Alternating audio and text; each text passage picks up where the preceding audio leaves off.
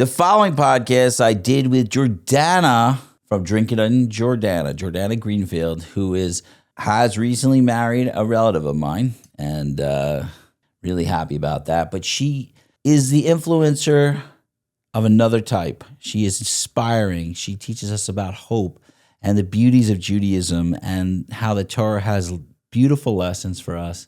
She was so inspiring, raw. It was vulnerable. It was absolutely such a beautiful conversation about someone she shared about her being on her third marriage and finding love again and being able to just live such a positive life, talking about being a mother and being someone who spreads light and comfort to the world.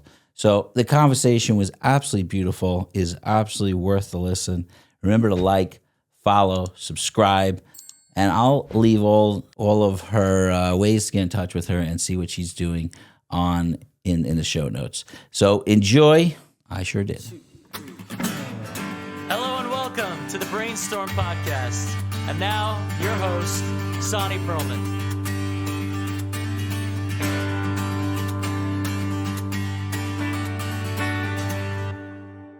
We're live. Jordana. Yes. First of all, you're my relative. Yes, correct. Which now. is super cool. Now relative. Now which relative. Is super cool. Yeah. My wife's favorite cousins. You married one of them. Yes. Yossi. So anyway, I'm glad to be your relative. Thank you. You're newly my relative. So Yes, it's an honor to be part of the family. That's what I tell them. it's an honor. So I asked my wife. My wife is a very big fan. I'm also a very big fan. Thank you. But my wife's a big fan. I said, what would you want me to ask Jordana? So she said, because the end of every podcast, I ask a question. And very often people don't make it to the end of the podcast. Because it's it could go very long sometimes. Okay. But I always ask the rooftop question, which is if you're on top of a rooftop and you're just yelling something to the world and the world is listening and you just need to yell one thing to the world, what would it be? That's the question. Mm-hmm. And she said, with Jordana, why don't you flip it around and ask her in the beginning? So throw you right under the bus. Usually it's like a whole conversation. All right, that builds up to it. I'm going to ask you, I've never done this before, but if my wife says do it, I do it. Okay. Because she's the wisdom in the family. Right. So if you're on a rooftop and you had to yell something to the world and the world's listening, what are you yelling? Wow. That is such a deep, amazing question. And I feel like if I pick one, okay. There's never one. I know, that's right. There would be so much that I would want to scream out to the world. I think probably the line that woke me up would probably... You don't even have tissues here, Sonny. What are you doing? You're interviewing a woman. Toilet paper. I'm a guy. I'm sorry. So probably the line that woke me up, I would say to transform my life would be everyone deserves happiness. That's what I would shout out. Everyone deserves happiness. So that was the line that woke me up. I don't know why. I mean, I try to analyze it all the time. When I hear that, perhaps people used to tell me, Jordana, you deserve to be happy. And I didn't believe I deserved. But when this one person said to me, everyone deserves happiness, something clicked in my brain and I said, aren't I everyone? Aren't I everyone? And then from there, I just was full force ahead to just do whatever I can to bring more happiness to my life and to my children. Wow. It's funny because I very much relate to not believing that. Right. Like I have this core in me when I hear everyone deserves something. I'm like, you don't deserve. What do you deserve? You deserve anything? I think that is a part. It's the hardest thing to know that you deserve it, Right. that's harder than the going for it because it's Right. you're changing something. Right. Well, that's why I said I didn't believe I deserved it. But just that phrase, everyone, for some reason, that was the switch. That was how it was tweaked in my brain. I am part of everyone. Why am I different than somebody else? But it was different if you said, you deserve it. And I'm like, no, I don't deserve. But everyone, okay, so if that's the truth, everyone deserves, I am no different than everybody else. What's striking me is the reason you might have been able to accept that is because you believe everyone else deserves happiness. Yeah, And then all you have to do is a leap of one. correct, probably. From like you say about when I say to other people, everyone deserves happiness. Yeah. Why? You know, someone comes to me like, I'm so sad. No, you deserve happiness. But it was about me, Right. about you. Wow. That's really, really powerful. Yeah, so I think that's what I would scream from the rooftops. Let the people know. Everyone deserves happiness. Everyone. I wouldn't say you. I'd say everyone. Everyone, you. I wouldn't say you. Everyone deserves happiness. Wow. Last night I got to go to, this was a very special thing for me because I never ever do this. But I went to a class by Y.Y. Jacobson. He did his Yud Shvat thing. Oh, I don't know when this is coming out. Oh, wow. It was nice. And there was a couple things. Also, he picked on me a lot because he was excited I was there, which was really nice. And he was saying an idea, but I have this idea that is similar to what he was saying. And I don't know if I could give over what he was saying. But there is, in the 12 steps of recovery, so the first step is that you come to recognize that you're powerless over your addiction or whatever. And I'm paraphrasing. But the thing that I have found people have such a hard time taking the leap is they say, I have to surrender, like it's a move, like it's a verb. I have to surrender. I have to do something. I have to take myself from a place of power and make myself powerless. And then I could get better. No, I don't want to take away my power. My power is my power. You'll see how this is connected in a second. And one of the things that struck me after many years of working with people in addiction and trying to understand the 12 steps better is that it is just the admitting the place you actually are. There is no becoming powerless. We are powerless. We have to serve a God. We have to, either we're serving a false God or a real God. Mm-hmm. We have no ability to not be in a state of powerlessness where we need help. Mm-hmm. There's no ability to be that. So it's not the idea that I am surrendering. It is I am taking the veil off and realizing that is the reality. Right. It's not making a move. It's just opening your eyes and recognizing that is the reality.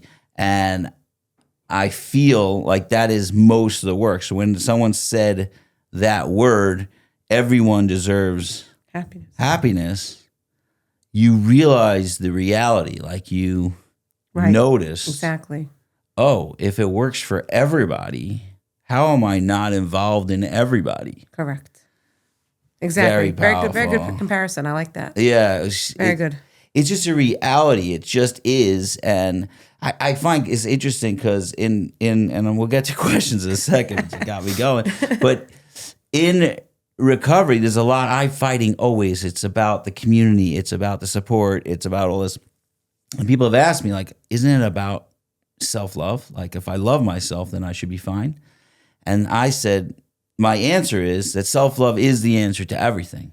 Meaning, if you understood how worthy and how special and how lovable and how everything you are, then your life will be all right. You'll be all right. That's the cornerstone of a self-esteem. You will be great. Right. Our job as a community is to remind you of that. Right. That's all we're doing. We can't validate you till you feel better. We can't give you praise to make you feel better. But if we give you enough and you look around, you're like, oh, everybody loves me. Maybe I am lovable. So our job is to remind the person. Right, of what's reality. Yeah. I don't know how that's connected. But anyway. Well, that person reminded me of reality. He just opened your eyes. I have a funny thing. I have a friend. I met this guy named Notice. His name was Notice. Oh, I love that. It's a funny story because he was like this hippie. He's out there somewhere. Someone will comment where he is.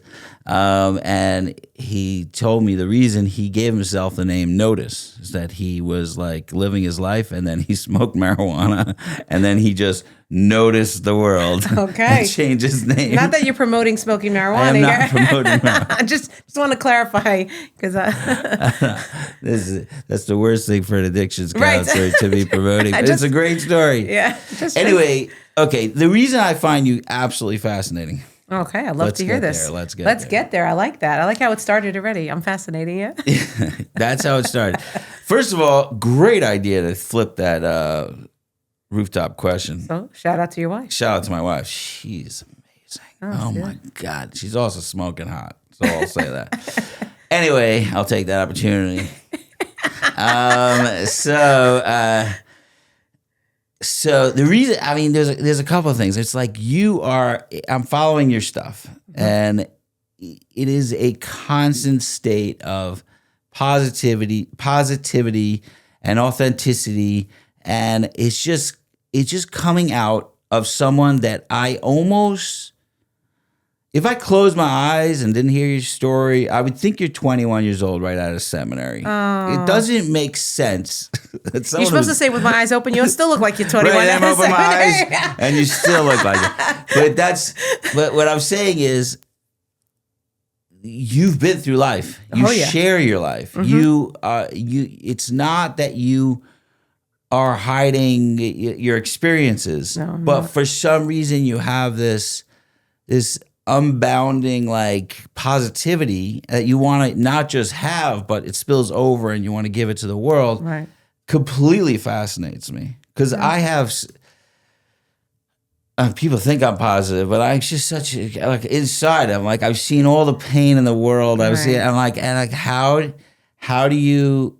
I look at it almost with a jealousy. Like now I know it's online and you might not be showing every single thing, but I guess I don't know if it's like how is that done? Like where is that coming from? Where's the fire for that? Now, a lot of people would just be like, okay, I did life. Okay, let me just be quiet, do my thing, love my kids.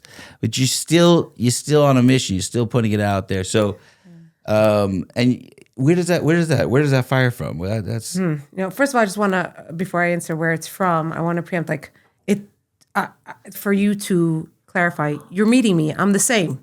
Meaning, what you see on screen, that energy, that presence. Maybe it's even better in person. I don't know, but I'm just saying it's not a show. When you meet me, I come in. I have a lot of energy and positivity. So I'm not. When I make my videos or I put something out there, it's real. I just put out who I am. But you're right. I don't necessarily put out everything about myself out there because that's not the point. The purpose is just to share that message. Also, I would respect you a lot less if you did everything. Right. You gotta have your own life. Right, exactly. Okay, keep going. Yeah. So where does it come from? You're not the first person that has asked me, and you probably won't be the last one. And that's probably, I'm trying to coach right now also. And with the coaching, I'm trying to give over that message. And it's not like there's a formula. I wish there was a formula. And I met this other woman on my podcast, Gail Kirschenbaum. If you don't know who she is, she also has a great platform. She's in her 70s, and she has a whole platform about her mom, who's, I think, 102. She had a troubled life, very much abused, but she learned to forgive her mom. And the whole platform is just her and her mom. And it's the most amazing thing. And I asked her that same question. I said, you are such a forgiving person. And people say I'm such a positive person. How did you become so forgiving? And she's like the first person I thought got me. She says, there were steps that necessarily she took, but naturally, she's a forgiving person. And somehow or other, naturally, this is how Kadosh Baruch Hu created me. This is how God created me. He created me with a sense of positivity, with a smile. I remember when I was in elementary school, my principal, the last thing he said to me when I left is, can you come back and visit and just show us your smile? So this is something I've had from such a young age, always smiling, always coming across happy, and I'm being careful with my words, always coming across happy, and it has never faded. It has never gone away.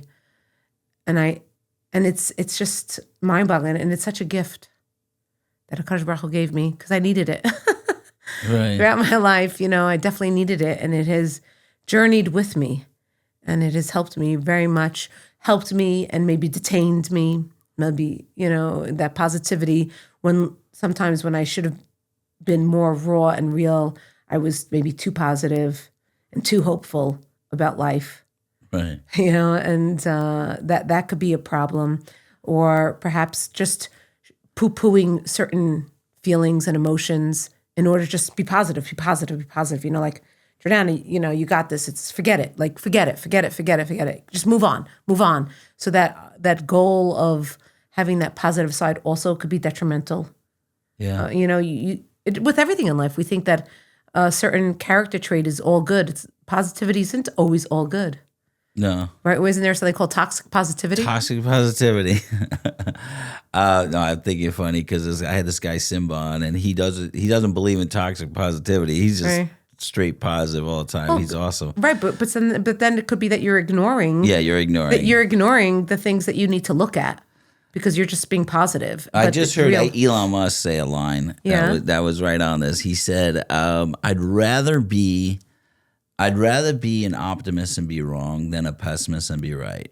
Oh, 100%. Yes, I like that. I don't know where you got that line. I like that. It's probably someone else, but I'm giving it to Elon Musk. Okay, I like it.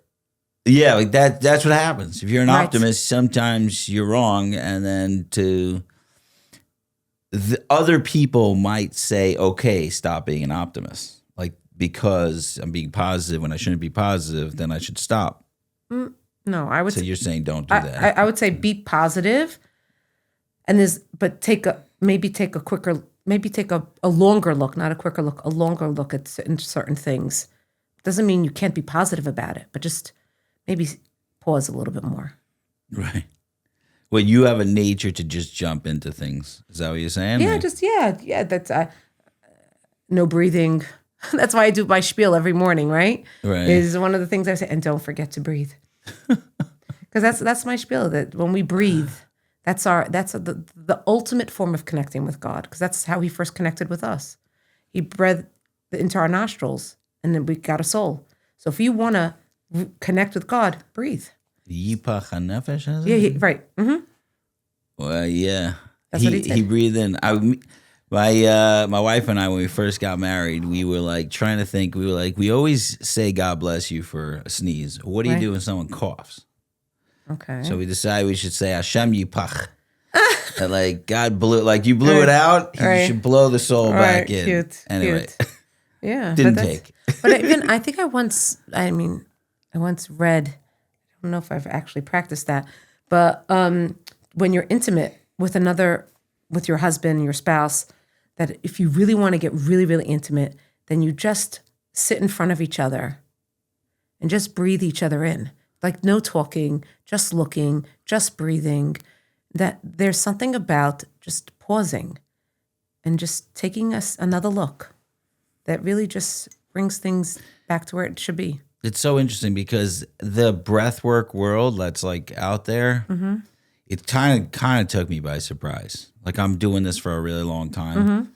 And I'm not saying it wasn't around the whole time, talking about breathing and being here and, present and all that stuff. But now it's like, I'm wondering why this idea of breathing has become like such a big thing. It's a shtick of mine, and I think this is my philosophy. Yeah. Because people are searching to connect to God. In the world we live in, everybody's looking to connect. And that is the ultimate form of connecting to God is breathing. So now we're paying someone to teach us how to breathe. It's like paying for a bottle of water when I can get it from my sink.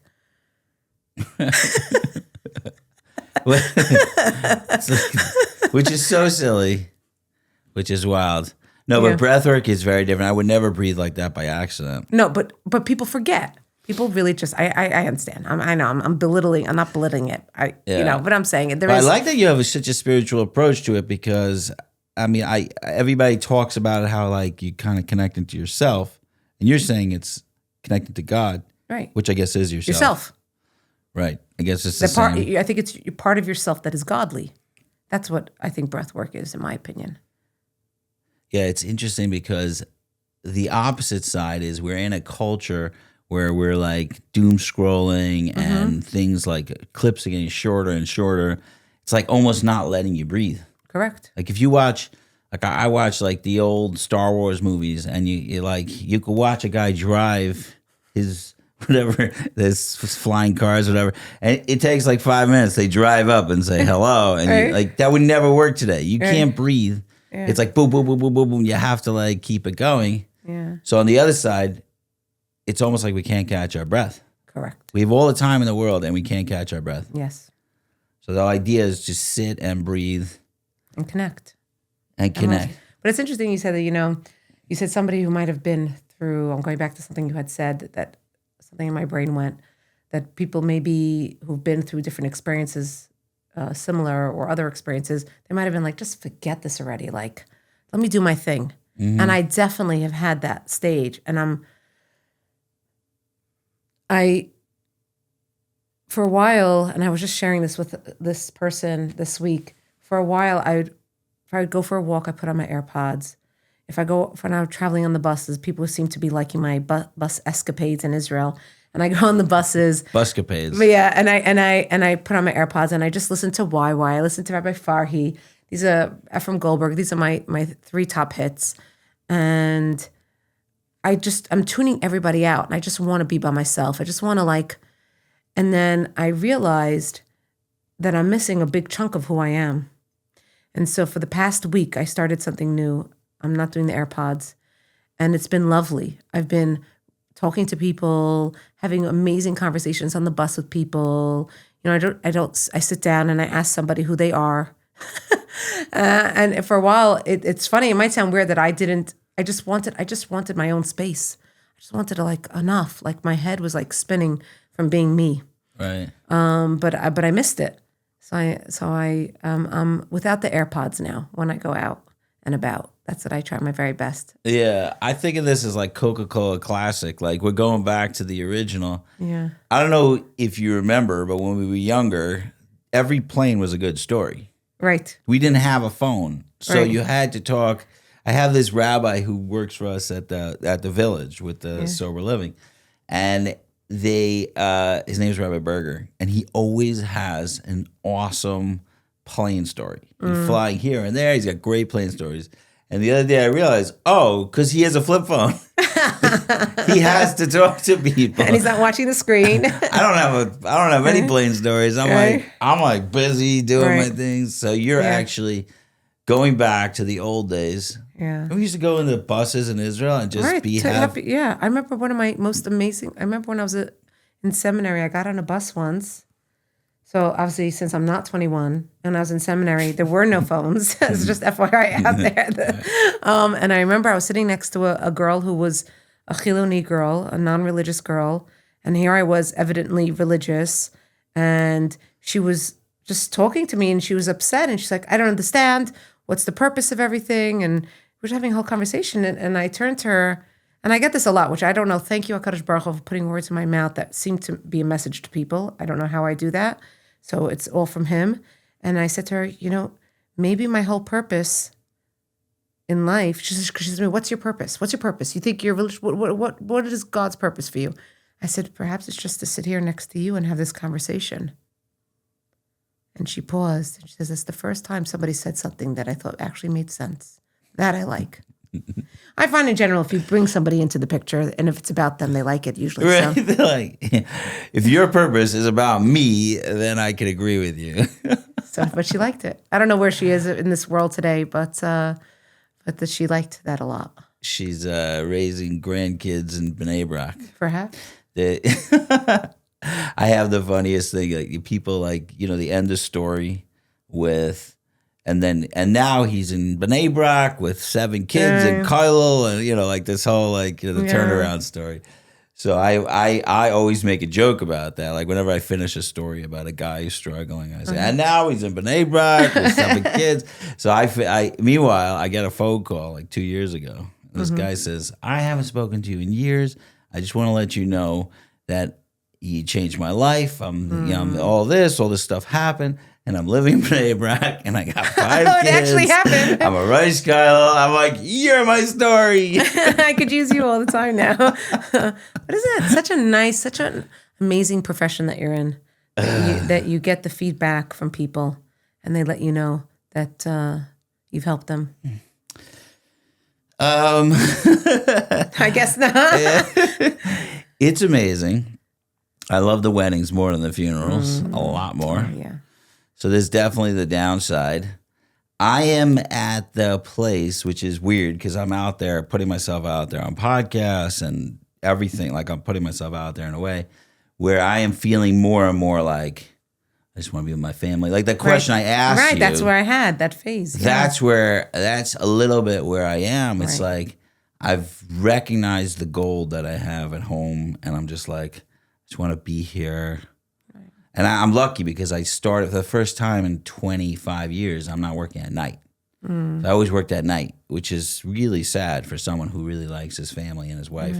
But it was, there was a purpose and it was like, and now it's just like lovely just staying home. So a part of me is like, I want to go out and help, but I'm dying to be home and just being with my people. And so I don't want to say this because I know people are excited about all the work I do, and I am really excited about it. And I'm honored to have been able to do all this. But I just say, God, don't give me the lottery winning because I may take a year or 2 off. Right. It's interesting that you say that. I was like, while you're talking, I'm thinking it's so beautiful because you had said that you loved your family and, and you want to be with them and you want to spend time with them. I love my family too, but what I had this aha moment while you were talking that I could think perhaps the positivity or the interactions that I had with people beforehand was an escape. Then I was just exhausted with my life. And so I just wanted to just be with me. And now perhaps, okay, Jordana, you like yourself. I like me. I mean, I always liked me, but now I like my life. Maybe that's a better way. I like the life that I'm in right now. And so now I could be back again. Does that make sense at all what I'm saying? So. I mean, I believe that I started this field to get an identity, meaning if I helped you, I'm somebody. Exactly. And I call myself the professional codependent. So I do it professionally. So at that point, I could be up 3 o'clock, 4 o'clock in the morning. I do whatever it takes to help on levels that are wild. And it's good. A lot of people really benefited from that. But at some point, I realized that I'm somebody without it. Right. And then it became, this is my work. This is my avoda. I got to go do it. But it's not it's not the fuel for my fire. Right, exactly. So it's not. And my home is my fuel for my fire. And it took me a long time. And the truth is, it's fascinating because my wife for years kept saying, your life is as big at home as it is out there. It is not a big life. You are not living a bigger life by saving the world than by being with your family. Right. Chesed begins at home, right? And I was like, yeah, that's true, but all the people we talk about did really, really big things. Like we talk about Avraham, Yitzchak, and Yaakov. And these are people that changed the world. So that's, then I got to be doing that. And she kept reminding me this. And it usually takes me about 20 years to understand what my wife is telling me. And then I'm like, oh, okay, I'm getting it now. You're getting it, yeah. But I also believe that because my desperation level has gone down tremendously, I'm helping many, many more people than I ever could have. Because it used to always have to be me. And now I delegate every single thing I do because if I'm working with a team of 50, I'm going to help a lot more people. And it used to be, I got to do this because it's about me and I can do it better than everybody else. And so now I don't have that. So that's the most fascinating thing to me is that when I was able to find my own place and who I am, I felt like now I could help many, many more people. And it's not the same desperation, but it also doesn't have to be me. I have no problem saying, "Why don't you guys do this? You do this. You do this." And then I have teams of people doing stuff now, which is wild. And the fact that I give it up, but you let go of the reins. I let go of the reins. But it's hard. Yeah. It was hard. Yeah. So I guess part of it was I was asking is did you have someone in your life that was able to show you this idea of positivity through the storm and this idea of just being authentically you in the chaos or whatever it is. I don't know how to say it is better. Right. Did anybody model that for you as a child, or you just had to figure it out? If I would have to go back to my childhood, I don't think so at all. They modeled for me, which was, I think, our generation. A lot of people had the same thing. So it's not like my parents. I have wonderful parents. They're still alive, Baruch Hashem, thank God. Where I got the message, ignore, what's going on. So maybe I then turned to positivity because I'm ignoring what's going on, perhaps, like just move on. That you fall, get up. Don't, don't think about it. Just go. Right. So that's what I grew up with. And that's what I took with me. I had, a lot of things that have happened to me throughout my life.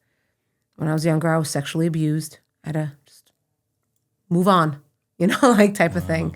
Go with it type of idea.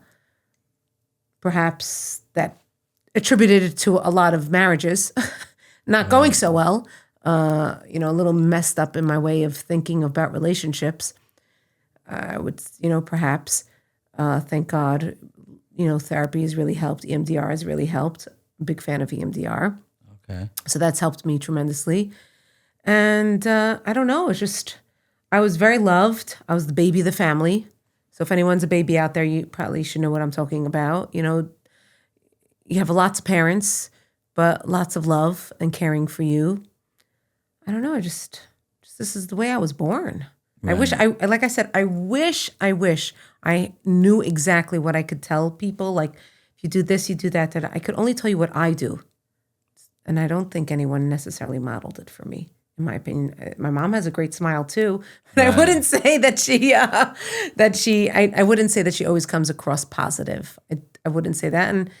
And my dad is a quiet guy, and my older siblings, they're nothing personality-wise like me at all. They're very quiet people, very quiet. Right. Yeah, so they have nice smiles, but it's not something that you would always constantly say that. They're positive people. You found EMDR recently, or yes. I did EMDR after marriage number 2.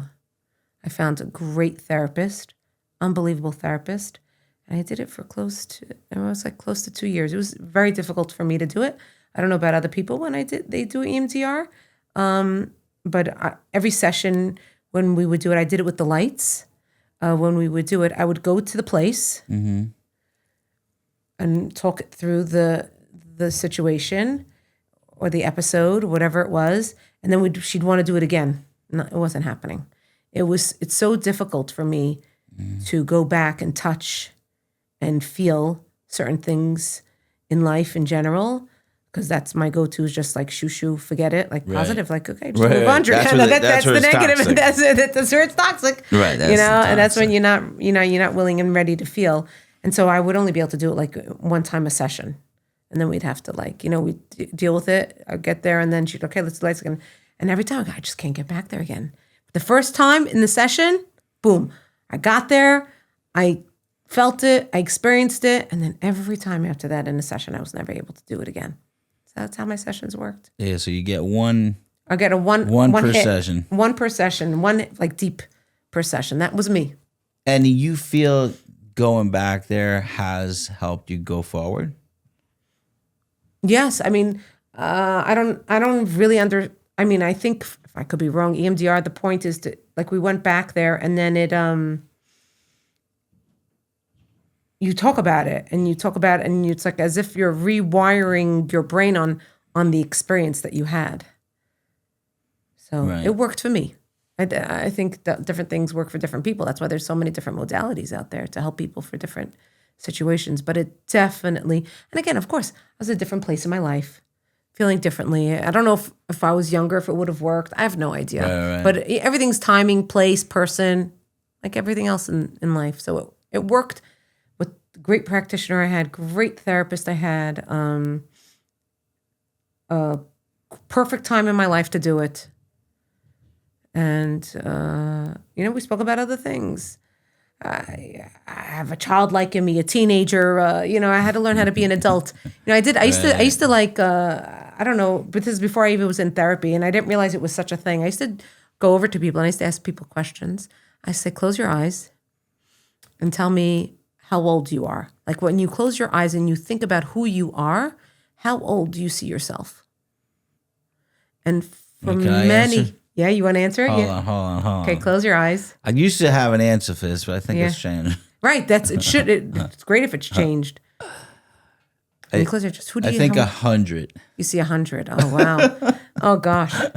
It used to be like 19. Then I worked with 19-year-olds. I'm like, I'm not at all like that. No. So mine used to be 18. 18. Oh, okay. Mine used to be 18. And I've done it with people. I remember one time I did it with this couple, and like he said a certain age, and she said her present age.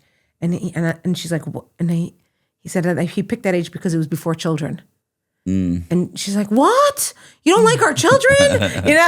And he's like, no, it's just like this. So for me, I picked 18. It was so funny you said that. I was in Israel for the year, at age 18. It was a carefree time. It was all learning in Israel. It was just like a independence, doing what I love, no sense of responsibility, just young, carefree. And I saw myself 18 for many years. That's what I probably took me through, a struggling, hard second marriage, I would say.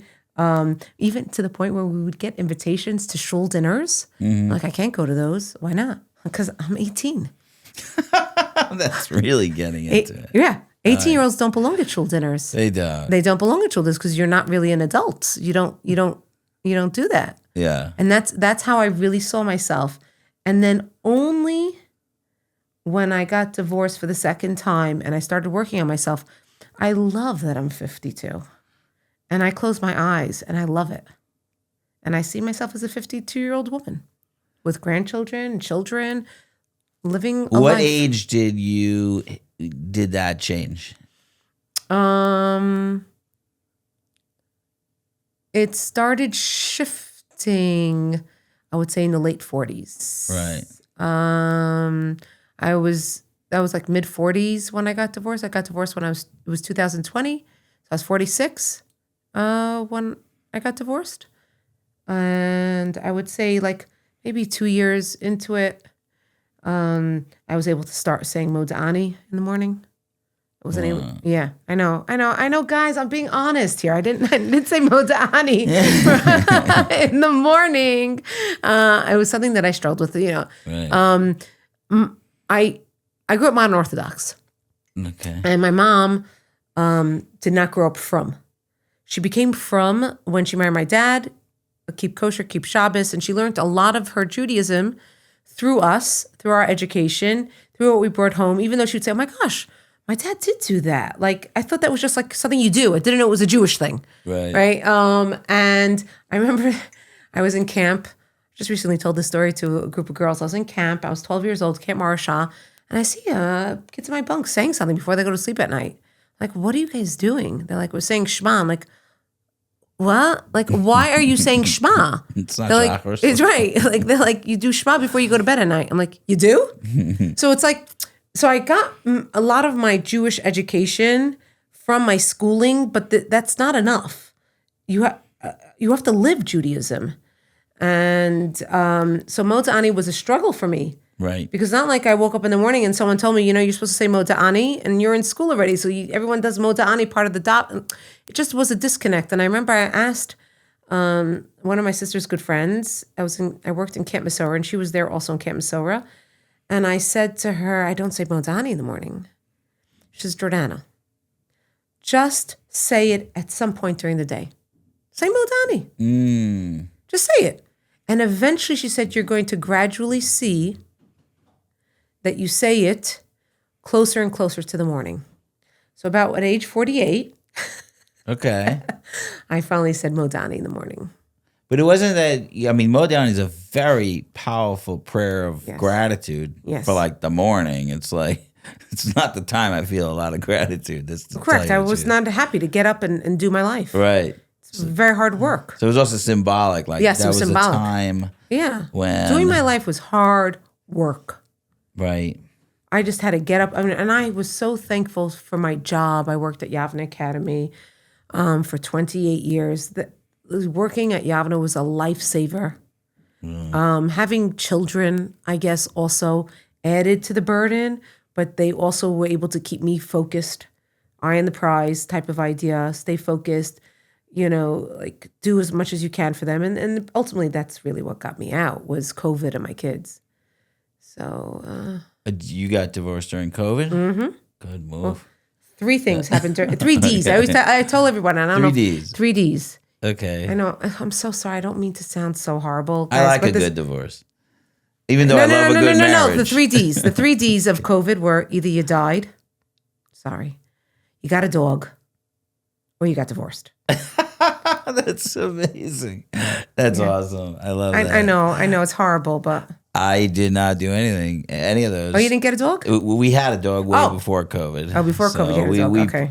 We knew COVID was coming. You knew it. So we got one dog. Like 5 years before. Okay. No. Getting a dog is the greatest thing ever. And I sometimes the dog has been on my podcast with me because she's amazing. But what an amazing creature a dog is. I think everybody should have a dog. This thing is excited to see me no matter when. Like you saying before, like everyone deserves to be loved. Yeah. A dog like personifies that. Right. Like they just are so excited to see you. It's such a blessing to have something like that in your life. Anyway. Yeah, it's important. The pets are good. Little for kids. plug for the no, but I lost one of my closest friends, Mark Schickler, who probably my closest friend, passed away from COVID. So I got that D. But it wasn't me. Right. But it weighs very heavy on me. But divorce is, you're just stuck in the house with the guy. And like you can't even avoid it anymore. Correct. I couldn't avoid it anymore. So you got out during COVID. It's interesting because you're saying that the 18 years old, you had that moment like all of a sudden life was good again for a little, and then that happened again at 46. It sounds like they're almost like you were able to say Modani here. When you were saying the 18 years old, you felt that? 19, I'd gone to Israel way before. At 16, I had gone I ran away from home, whatever. I have a tragic story. But 19 was, I consider my first happy year. So I think that's the same thing. Like that was my first year where I would say, I'm never shooting for happiness. I know you're saying everybody deserves happiness. I go for a 70-30 split on positive to negative emotions. That's like my ideal day. Right. Like if I could hit a 70-30, delicious. And I don't have such a problem with negative emotions, but if they overtake all the positive emotions, it's a rough day. Right. So I think that was the first year where I was hitting 70-30 splits. I didn't know about that idea then, but I was like, oh my God, I could be happy. I did not know I could be happy as a child. I just had no idea. Wow. I wasn't the happy child. Actually, the guys last night, we have a big meeting on Wednesday nights in one of the houses, the main house, and the guys, I had shared at my share, because everybody shares, that I need some good anger. I need to really get angry. So I don't get angry enough. I feel like anger is the one emotion that really reminds you that you exist. And if you do it wrong, then it's avodah zarah. Correct. Meaning like to believe the anger, like I am more important than everybody and he cut me off and therefore I got to shoot him, But the idea of anger is it's like your little life coach. When you're feeling depressed, I'm nothing, I'm nobody. And then the anger goes, what? You're everybody. The whole world needs to do something. Like, it's the only emotion that like reminds you how special you are. Now, I don't think you should go into rage or anything like that. But I was sharing that I needed some good, I think it's good also, anger. Probably anger also reminds you of what you deserve. Let's say if somebody's mistreating you, there's a time and place to let them know, no, you're not going to treat me like this. That's not okay. Right. So that has to be anger. You need this, right? You need the anger in order to let them know, obviously in a nice, a great way. Oh, there's this one account. I just love him. This Fisher guy. He's a lawyer from Texas. Oh, he has 3 things. Everything is 3 things. He's like 3 ways to. Is it 3? But he says if somebody says something to you and you say, did you mean to insult me? Right. I mean, the guy is brilliant. He's a lawyer. He just came out with this book. I must get the book while I'm here in America. Something called Conversations. He was, just the brilliance of him, the brilliance of how he helps the world, if you listen to him, on how to have conversations and with someone who's angry, with someone that is a narcissist, with someone that is borderline personality disorder or whatever, all the terminologies we want to give to people that are difficult to deal with, just difficult people.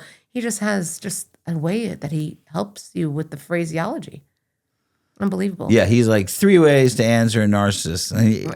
I love how he says it's so brave, some of his answers. Yeah. He just says, I had gone through like a psychedelic trip and I got this recently, a bunch of years ago, but something happened to me, like in it, that it reminded me like you are lovable and special. Like it wasn't up for debate anymore. Right. Like that's what happened.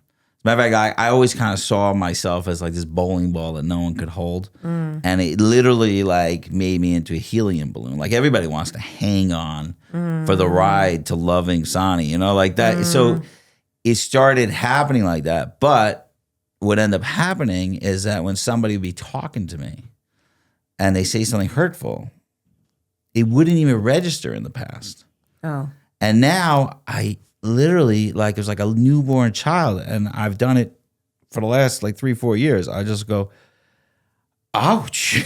And I'll say it out loud. I realize I just said that. Like the person just hurt me. And I'm like, ouch. Why do you hurt me? Like, why? What did I do? And what is their response when you say ouch? People start people have said oh, I gotta walk on eggshells around you. Like all of a sudden, I became the narcissist. I'm like, you just hurt me. You've been hurting me for years, and I never said anything. I didn't even notice that you were hurting me. The Debbie Ackerman. Oh, we talked about her before because you're sick, girl. So, So I was telling her about this doll that I created, and then somebody actually in Israel just created it, and he's sending it to me. I'm very excited. Called the codependency doll. Okay. And when you throw it against the wall, it says, I'm sorry. That's the whole doll. Anyway, someone made it for me. I'll show you. Okay. He's sending it to me. I'm so excited. So scary. You don't even register. That's why I was talking about the anger. Mm-hmm. You're not even registering. I could go years without feeling anger, and it's because I've diminished myself, and I haven't. It doesn't come up. And a guy was asking me because when I was a child, so you were a happy child. Yeah. When I was a child, I was an angry child. Always, I was just furious, getting into fights, and just absolutely crazy. And nobody who knows me today could even imagine it. Wow. They're like, what? Where is it? And I'm like, I want it back. Oh, I hear bad. You went from one extreme to the other extreme, and you need it a little bit. And sometimes. I need a. Right, you need to get back and add a little bit more. I hear you. I don't know how I got into that, but no, I was. No, you were talking about COVID and like getting out and like realizing, hey, I don't have to put up for this anymore. Correct. Could I ask this as, how did you make the move to say? I mean, I'm assuming you decided to leave yourself. I don't know. Yes, correct. I did. What's the switch that says I'm out? This is not happening. I know it was COVID, but like something you put up with, I guess, an unhappy marriage for a long time. 23 years. for 23 years. Okay, wait, let's preface. There were good times also. Right. Okay, I just want to, but the marriage was 23 years. I just Okay, wanna 23 years. And if you don't want to talk about this, fine. I'm preface. just, No, I'm good. I'm talking from my own experiences. yeah, from your own experience. What is the switch that says, I'm able to do that? Because it takes an enormous amount of bravery and. It does. Because I wanted out at different times. We went for therapy. We went to numerous therapists. I went to therapy. We went to therapy together. All my kids were in therapy. Different therapists were like, after they spoke to him, my ex, like, what are you doing? I'm like,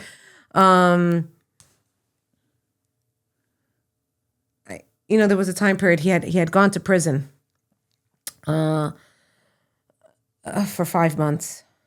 Oh, wow. And I thought when he got out, he'd be different. I thought it would be a different life. He had 5 months to contemplate life. Yeah, I thought, again, there's that positivity. Everything's going to be good. Everything's going to be good. This was the prayer, the answer to my prayer is like that. This will help. Right. This will help. This will help.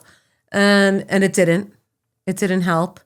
And life continued. And I was like, oh my gosh. And then, like I said, when COVID came and everybody was back in the house, so it wasn't just like all my boys are back from yeshiva. Everybody's in the house. I'm not going to work. I'm not going to my Shabbatons. I'm not going to my sisterhood meetings. I mean, I was like a busy little beaver, Right. and nothing, and I'm not going anywhere. And I'm just in this house constantly in my face. And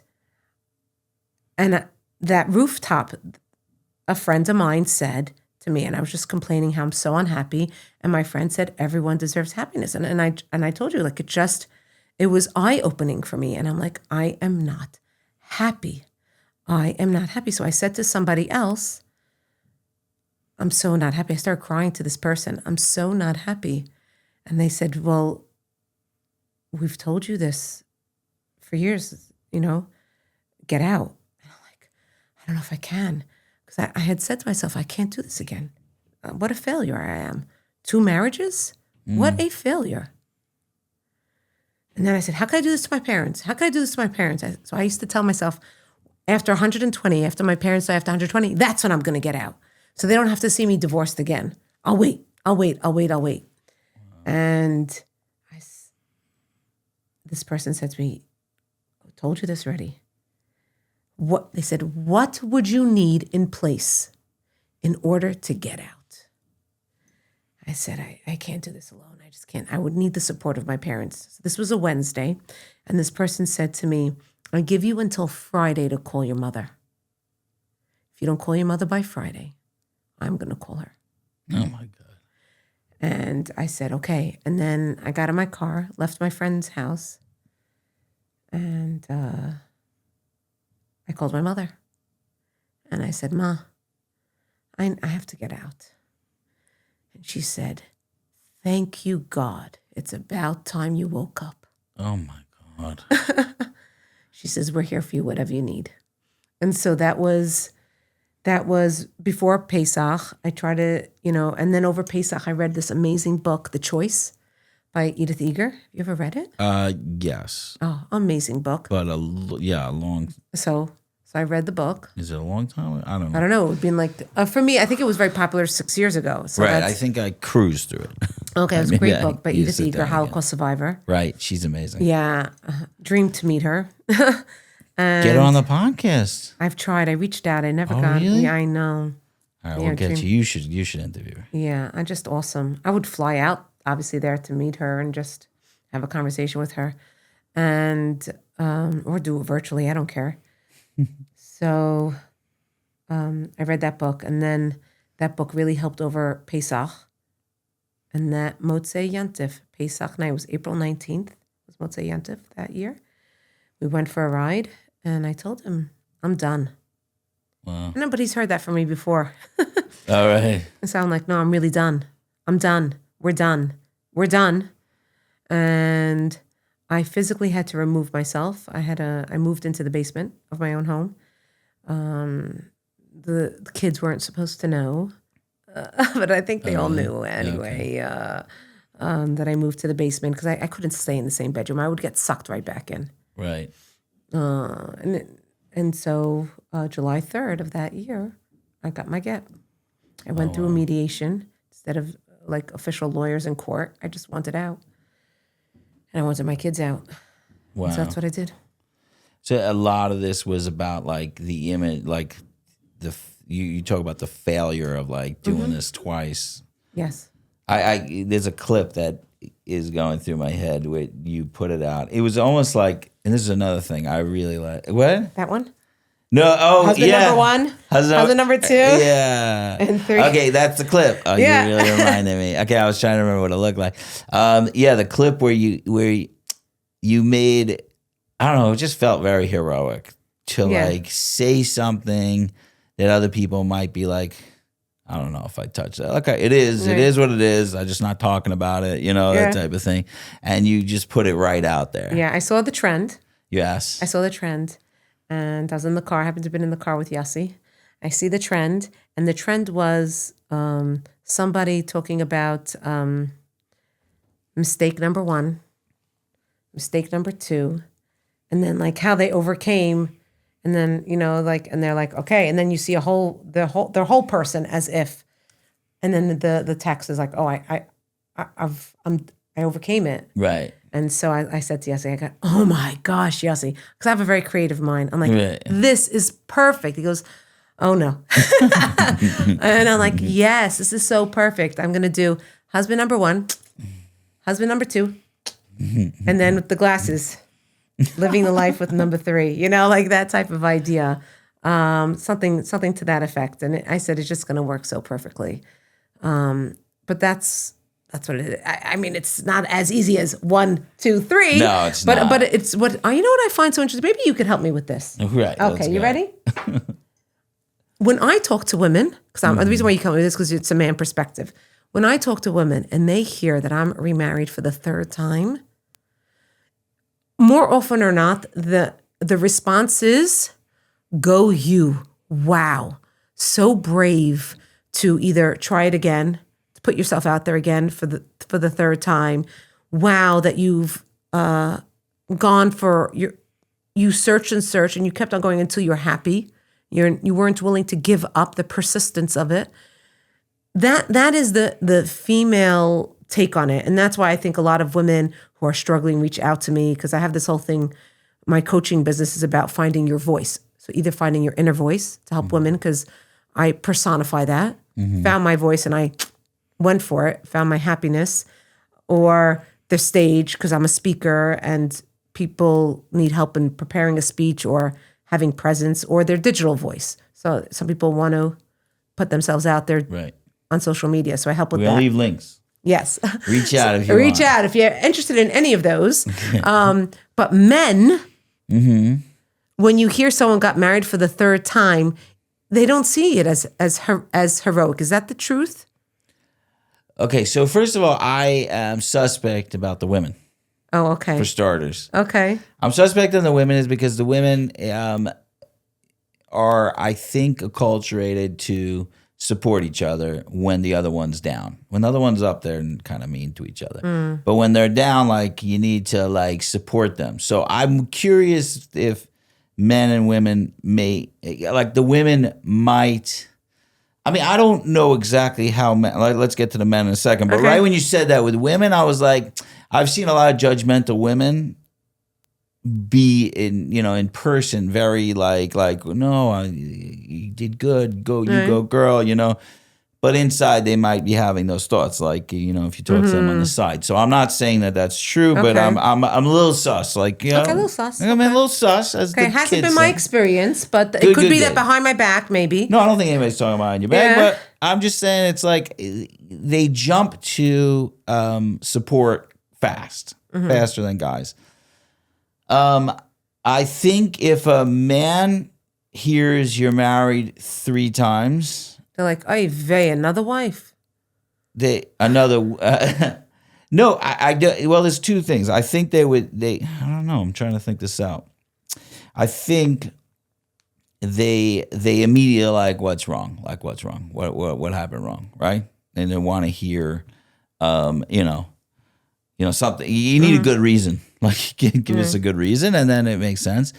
On the other hand, I think that men won't really care to date you. I mean, you're married.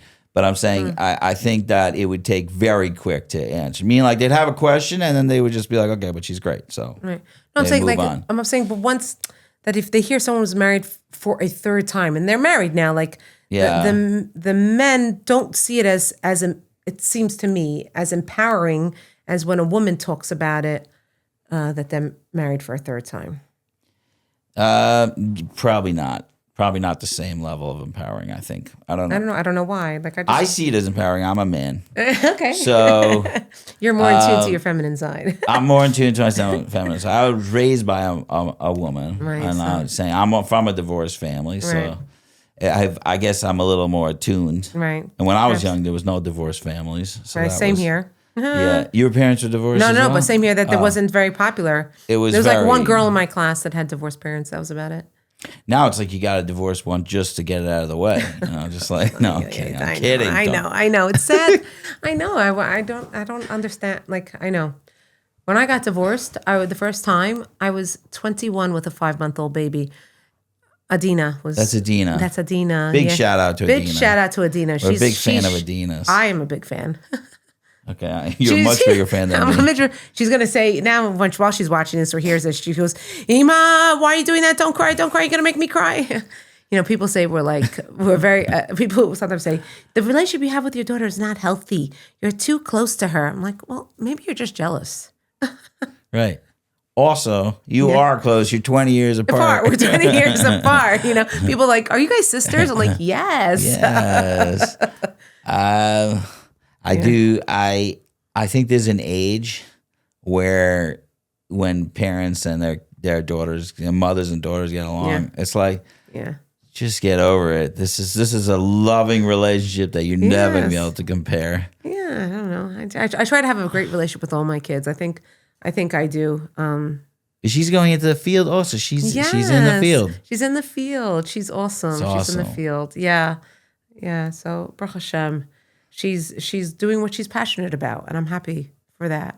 My kids always saw me doing what I'm passionate about and in jobs, and I am so lucky. Every job I've had, I've worked for amazing people and worked with amazing people, and I get nervous sometimes that that's all my kids saw, and that's not necessarily the case when you have a job. It's not always that case that you have a job and you sometimes just have to do your job because you need the money, you need the parnasa, and you need the livelihood. And so, you got to do your job, but it doesn't mean you're going to necessarily love it. And I'm so happy to see my daughter do what she loves. It's interesting to me because none of my kids are right. I think some of my kids will. A little bit of my own experience is that I feel like I got into this for unhealthy reasons. Mm-hmm. So a part of me doesn't want my kids to follow in my footsteps. Right. I'm like, go do something else. Right. But I feel like it's not nice because if they choose to decide to help people, they should do that. Right. But a part of me feels like it started in a not such a healthy way. So I hear. But it might end up happening that way. Listen, all my kids are doing different things. No one's heading in that direction now, but you never know. Right. I don't know. It's funny. I went to a session once with Adina. I go to, when my kids are in therapy, I go to sessions with their therapist. And I'm sitting in this session, and the therapist says, she looks up to you, and she feels so much pressure because you do it all. I said, okay, let's get something straight. I said, I had full-time help from 8 a.m. until 5 p.m., Monday through Friday. I had help in the house. I never did a thing of laundry. Never cleaned a room, never scrubbed a floor. I cook and I bake. I happen to love cooking and I love baking, but I've never cleaned up after myself, ever. Never folded laundry, never did a load, never did anything unless the housekeeper was sick, God forbid. Right. And that was terrible. Yeah. I said, Adina, you don't have help in the house. At that point in time, we were talking about, you're working, you're trying to you have a child, a husband. don't put me on a pedestal with the wrong facts. Right. You got to know the facts. You're forgetting about that. You knew all the housekeepers we had. It's just like we have an image sometimes of our parents, and it's not really with reality. It's wild because you're talking about like not trying to disappoint your parents. She's trying to live up to you. Right. It's kind of crazy how how we're always doing that. I would say I'm not at that swing about my parents anymore. I'm more just about my children. I just try my very best. And my older son said something so beautiful to me. He says, Ima, you very much impress me. How you always want to grow and become a better person. He says it's unbelievable to see, he said, you and people in your generation, that they still are willing to grow, where you meet other people and they're not. So I always say, what inspires me the most are my children. They inspire me to become better. I have conversations with them. Okay, I said it wrong. I always so teach me how to say it right. Teach me. So you say that to your kids? Yes. Right. Teach me how to say it. If I said something incorrectly to you and it didn't sit well with you and you didn't receive it the way I said it, teach me so that I could do it right. Wow. So I like that you go into therapy sessions with them. Yeah, it was 100%. With my other daughter, this was unbelievable. This was within 2 weeks, it helped the relationship. The therapist taught me. She said, you keep on using the word "but" with her. But is no good. Every time in your brain you want to say "but," say "and." She said, because what's happening is you're coming home from work, and she's asking you for help, and you're saying, I'll help you, but I have papers to mark. She feels negated. Right. If you would say, I'll help you with your work, and then I'm going to mark those papers, you've now put her on equilibrium. You're on equal level with the other responsibilities you have. You're making her feel, with the but, less than. Right. That's a great lesson. It was great. And I do that. So every time I wanted to say but, I changed it and I put an and. And I even try to do that with my emails or when I'm writing. I pause. We spoke about how important it is to pause. Bring God into breathe. And then I'm like, okay, don't put but, put an and. I had Shimon Russell. You know Shimon Russell? Yes, I've listened to his stuff. Right. So he was my first supervisor when I first started. Not right in the beginning, but very close to the beginning. And he used to say that but negates everything you said before. Everything that you said before is over. That's from the Torah. So that's the Torah? Yeah. Where's in the Torah? Meraglim. When the Meraglim, the spies or the explorers, depending on how you want to look, the story's written 2 times. The first time when it actually happened is written in Bamidbar, Perek Yud Gimel. That's chapter 13. I don't know who your audience is. Okay. And when they come back with their report. Numbers, yes. 13. Number 13. They come back with their report. And they come back and they say, Eretz Zavat Chalav Udvash. The land is filled with milk and honey. It's so amazing. And then they say, Ephes, which literally is a 0 in Hebrew, but what also means but, aval. It's great, but, and then they go, trrr. So what happened was, the commentators say, they turned everything they said beforehand into Ephes. That's what the but particle does. It turns everything, every time you say but, it turns everything you said prior to it into a nothing. I love your jacket you wore, but I don't know if that color really suits you. Boom. You just killed it. You just killed it. You just made it into 0. That's another thing I absolutely love about you. I also want to ask about the coaching, but one of the things, when I grew up, the Torah was very real to me, meaning the people in the Torah were very real. The characters, they were my superheroes. It was like, I didn't really realize it, but the stories were fascinating. And I also, very early on, I would read it read it literally, which also threw you off. Like, so then I'd like characters like Asav, which you're not supposed to, but it's like, what a fascinating human being that was. And like, if you read it, this is a fascinating thing. I'll just say this is that if you read the actual Pesukim, it sounds like Asav's the good guy and Yaakov's the bad guy. Right. That throws me off. Yaakov's tricking him and stealing from him and taking his thing, and poor Asav just being this sweet guy, bringing his father stuff, like just being wonderful. Anyway, but all characters became very alive, and that's how I see characters. I was a comic book guy. I was like books, reading books. So to me, it's very fascinating. And a lot of your Torahs are bringing the characters. You're like saying it like the psychology of the characters themselves. And it's almost like blasphemous. Like, whoa, we're not allowed to look into their minds. But I love it because that is how I see it. I get into a lot of trouble by saying, well, there's a mistake he did. And, we should learn from that. I don't think that you should get into trouble for that. That's 100% how we're supposed to look at it. They're not. Judaism is different than Christianity. Judaism is about looking and seeing that they are human, and being a human, you make mistakes. We're no angels, and it's okay. And it's okay to say that Moshe Rabbeinu had anger, right? Right. That and his anger sometimes took over. I just love it that it took him 38 years in the desert with his ungrateful people to get angry. I was like, whoa, take a chill there, man. Yeah. And I think that's fine. Hey, if you don't like it, don't listen to my Torah.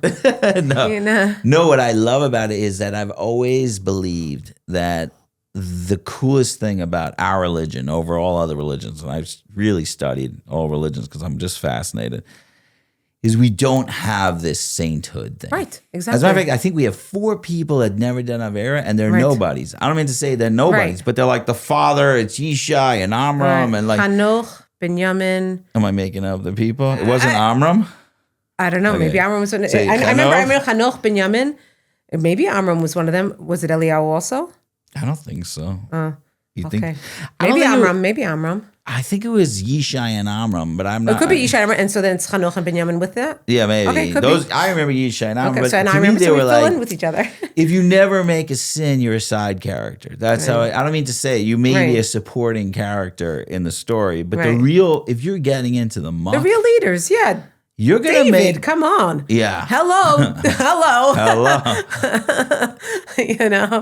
That's the true leadership there. Look at him. He made lots and lots of errors. Horrible responsibility. Very hard responsibility he had. Look at his relationship with his kids. So painful. But that's what when I look at a hero in my real life, they're full of blemishes. They're full of pain. They're full of struggle. And they still did amazing things. Right. Like if you, like even I'm looking like you're talking about your happiness or your joy, which sometimes could get in, could be a problem, but it is more special because there's plenty of reasons for you not to have it. Correct. And you decide to persevere through it. Right. To me, like I look at the Avos and I feel like you see it the same way. I look at your Torahs and you see it the same way. Like, look what he went through. Like, he loves this woman, and then he has to. I think I saw a clip with you were talking about. You could tell me more about with the Rachel and Leah story. Is such a fascinating story, and she was naming Yosef. You must have done this recently. Okay. She was naming Yosef, and she gave the double name of the past and the future. Which is your own idea, by the way. No, not necessarily. A lot of the things I learn a lot. I learn, and I learn. I can't stress that enough. Okay, keep learning. Yes, so I learn a lot. So I wouldn't know. I'd have to go back to see where that's from. So sometimes I'll listen to something from Rabbi Farhi, or I'll listen to something from Y.Y. Jacobson, and it spurs something, or I read something in a Mefaresh, and so I try to just take a little snippet of it and put it out there. Right. So I don't know necessarily for that one, but yes, I remember the Yosef, but that was this year, because I've been doing this now for 6 years. You're doing it a while. Yeah. Yes, the drink it in message. Which, by the way, people do not realize how difficult it is. Like everybody's like, oh, this person started a podcast, that person started a podcast. Yeah. I'm like, let's wait. I try to be consistent for a year, 2 years, 6 years. It's a lot of work to keep putting out stuff and trying to add to the world in a beautiful way. You're really doing it in a beautiful way. But when I was sitting up and I said, "But," by accident. See that? Isn't it unbelievable? I don't want to do that. Not in this conversation. So, okay. So the story with Rachel naming her 2 children. Yeah. It just, when you were talking about it, I was like, oh, that's a real person. It felt like Rachel was a person who was working on herself and becoming the great one that we should admire, that we all say, like, if she cries for us, like, then we're in good shape. Like, and she was doing that by naming her child. She gave us a hint into her struggle, into the past where I mean, you'd have to say it again, But yeah, the idea of, well, Yosef in general, which is an interesting word, the shoresh, the root word, could be, it's just mind-boggling. It could be end and to add at the same time. So it's like to stop and continue. So it has that dual power to it. So that's the idea, that it should stop and continue. And so that's what's amazing about it, that if you think about Yosef in general, I mean, Yosef is my favorite character. Is he? Yes, he is my favorite. Okay. I have are you ready to get chills? Because it is your cousin, right? Let's go. So Yosef is, Married Yosef. Yeah. Yosef has always been my favorite cousin. Character. Always. Before I met Yossi. Alabama. Just kidding. Before I met Yossi, it has always been like, anytime you could hear it on other podcasts, and this is before I got married, that I talk about Joseph as this person who had went through so many struggles and still remained and still is titled as the tzaddik, living in Egypt and still stayed true to who he was, no matter what. And I think that is awesome and amazing and unbelievable. And then I talk about that I had my favorite episode, I would say, or favorite moment in history in Tanakh is Mamad Har Sinai.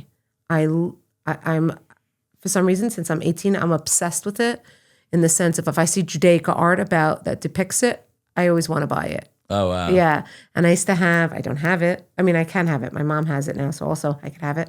That's the story in itself, is by a famous artist. It's called Har Sinai. It's a depiction of just the mountain. It's just colorful, like these warm colors like you have in this room here, the fire and everything. And it's just, I would love to have witnessed it, even though, I know our souls were there. Right, but I'm saying I really would have liked my actual goof to have been there. Eyes to be Yeah, I really wanted to see it and experience it. And I've always had those loves. And then when I started dating Yossi, like, it dawned on me that his name is Yosef, very cool. But then he told me when his birthday was. What's his birthday? Shavuos. Nice. Yeah. You got the double whammy. I got the double whammy. I got, the whole, but those things are nice little stories, cute little, tidbits of things, which always makes sense. Yeah. So it was very cool. I couldn't believe it. I said, no way is your birthday on Shavuos. Can I tell you Yosef Dvar Torah that I made up? Yes, I would love to hear it. Yeah. If you love Yosef, I love Yosef too. Yeah. I think Avner Ben Ner is my favorite character, though. That's kind of a side character, but I am completely fascinated by him. You have to go into Medrash to enjoy that one. Okay. Anyway, and they made a new show. I don't know if you see House of David. No, I did it's not. on Prime. It's yeah? Unbelievable. It's totally not Torah. Like, okay. If you don't want to get your head crumb, don't watch it. But it's so good. Anyway, sorry. The Yosef thing. It hit me, like, I don't know if anybody talked about it. So it just hit me. I saw it. And I was like, wow. So the idea was that his brothers come in. It's this wildly epic scene. Like, brothers are there. The Egyptians are standing around. And then he says, everybody clear out the room. Right? And we learn like that to not embarrass them and whatever it was. But whatever the scene is, like, epic. But I saw it. I looked at it. And I was like, this is totally not. Yeah, maybe that happened, but what really happened was this, is that his brothers walked in and he's thinking all of his inner thoughts, resentment, anger. I missed 22 years of being with my father, being with my baby brother, the sadness, the anger, the frustration. These are the people that caused all the pain. These are the trauma makers. They were all in the room right here, and they were supposed to love him, and they didn't love him. And he knew that the right thing to do is that he needs to make peace and to be a tzaddik. He needs to do the highest level of like that. This is what he has to do. But all the characters were all happening inside him. All these feelings were happening. And he said, the only way to do this is I got to clear the room. He had cleared the resentment, the anger, the frustration. It was all in his mind. He cleared it and he just saw God. And God knew that, and when he was able to clear himself, like be yush, like he needed to like clear himself, bittul, completely, then he was able to say the right thing. And then he was able to, and I was just thinking, so many times in our lives, we have situations where we're sitting like in the middle of all the pain. And there's so many reactions that would be completely justified. So many. And the only way, if you know your true self, if you cleared your room and you got down to the core truth, you would do the right thing. The only way to do it is to sometimes take all that pain. Now, as a therapist, that's a little scary because, like, you're ignoring your characters or whatever, or your parts, or. Right. But that was how I saw it. I just thought you would like that. Yeah, that's similar to the one. I don't know if you saw that one about Moshe. That one was from Y.Y. Jacobson when he spoke about Moshe Rabbeinu when he in the beginning of Shemot when he killed the Mitzri. Right. So Y.Y. Jacobson. Had a whole class about that he, it says he looked ko v'ko. He looked there and he looked there and he didn't see anybody. And so then he killed the Mitzri. So he spoke about, Rashi always says he looked here or there, meaning with Ruach HaKodesh, he looked to see that there was nobody in this lineage of this Egyptian guy. So if I kill him, nothing's really going to happen. Yeah. Or he looked here and there, literally, does anyone see what I'm about to do? Right. And then I think Y.Y. Jacobson was quoting the Rebbe, because I think he was doing a whole thing from the Rebbe, if I'm not mistaken, and that he looked here or there, and it was cute when I did it, like, we have those little voices on our shoulders. Yeah. So he had the Jewish voice and he had the Mitzri voice, because he had this duality growing up. Right. He was raised in the Egyptian palace. He's this prince, and yet he's also the child of Amram and Yocheved. So who is he going to? Who is he? What's his identity? So he looked here and there. He sees the Egyptian. He sees the Jew, and he's like, "Who am I?" And he looks inside, and he's like, "There's nobody there. There's nobody home." So for him, it's even more severe. Like Yosef, you're saying he looked inside and he realized he had to clear. It sounded as if there's nothing there, and I gotta be something. I need an identity. Right. And so he killed the Mitzri in him. He killed the Mitzri. That's when he struck the Mitzri. So then I said, I don't know if it's Y.Y. Jacobson listen to your podcast. So if he listens to the podcast, been on it. Oh yeah, because I have a question for him. Because my question for him was then, I would be curious how he would respond to the fact that later on, when Moshe then is in Midian, and he helps Yitro's daughters with the water, and then they go back and they say there was an Ish Mitzri standing there. So there's something still that. There's a defining quality that he still gave over the persona of an Egyptian. So I'm curious how that would. Oh, okay. Why? I'd love to. I mean, I'm sure you could say that he was dressed like an Egyptian. Yeah, I mean, but I'd be curious. No, but you can't cop out like that. If you go deep, you gotta go deep. I want to know the depth in that one. Like, maybe he went back to his struggles a little bit. I don't know. I would venture that our life is a series of Har Sinais. Mm-hmm. We're getting okay. Into We're going to Torah Har Sinai. here. Okay, we're going to Har Sinai, and I experience this a lot with the addiction world and the healing world. Say the healing world, because it's a very fascinating world. This world of healing. There's good and there's bad. So that's what I'm saying. Is that people are looking for the Har Sinai moments, and then they have the moment where everything is 100% clear. It's that lightning in the storm. It's this. God talked directly to you in your life. Like something happened, like I said with the psychedelic trip, like I understood fully 100% I'm lovable, right? That it was the Har Sinai moment. And then we forget that 40 days later, we're serving the calf. Is that the Har Sinai moment is the spotlight for our, like where we're supposed to head. It's our guiding light. That's where you'd like to get, the day of your wedding. Like, I'd like to get to that level of love and intimacy. And then we're working the rest of our lives in our marriage to get back to that Har Sinai moment. Like, and then we need the 40 years in the desert of doing it. So what I would like to venture to answer this is that he had that Har Sinai moment, and he knew the Egyptians got to die, but it's a lot easier said than done. Meaning he did the work, he knew it, and he took action at that moment, but then it starts slipping back in. Right. And then you got to do the work. I know that's... And I guess he had to have the snare. He had the burning bush. Hashem had to wake him up again. You had to wake him up again. Yeah. But what I found is that in our life, we have so many of these moments. Right. And sometimes we get cynical, like, okay, I have it again. But that's what kicks us off the next bit. Right. Like a spiritual experience, and they talk about in recovery, or you need to hit like a moment of like the story you said about your friend saying everybody deserves to be loved. That's like a moment Everyone where deserves happiness. It's happiness. Sorry. It's okay. Happiness. Maybe that's what I wanted. Right, exactly. That's okay. Everybody deserves love too. They do. Okay. That's what I want so bad.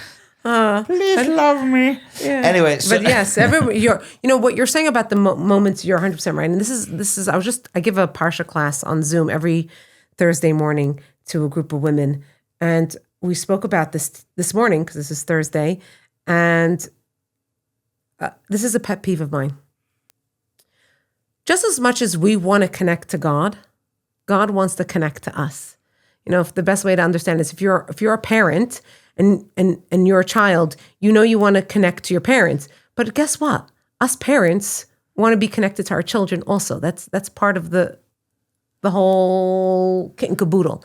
And so when something happens to us, when we have a situation and God puts us in a situation, He wants us to wake up. He wants us to connect.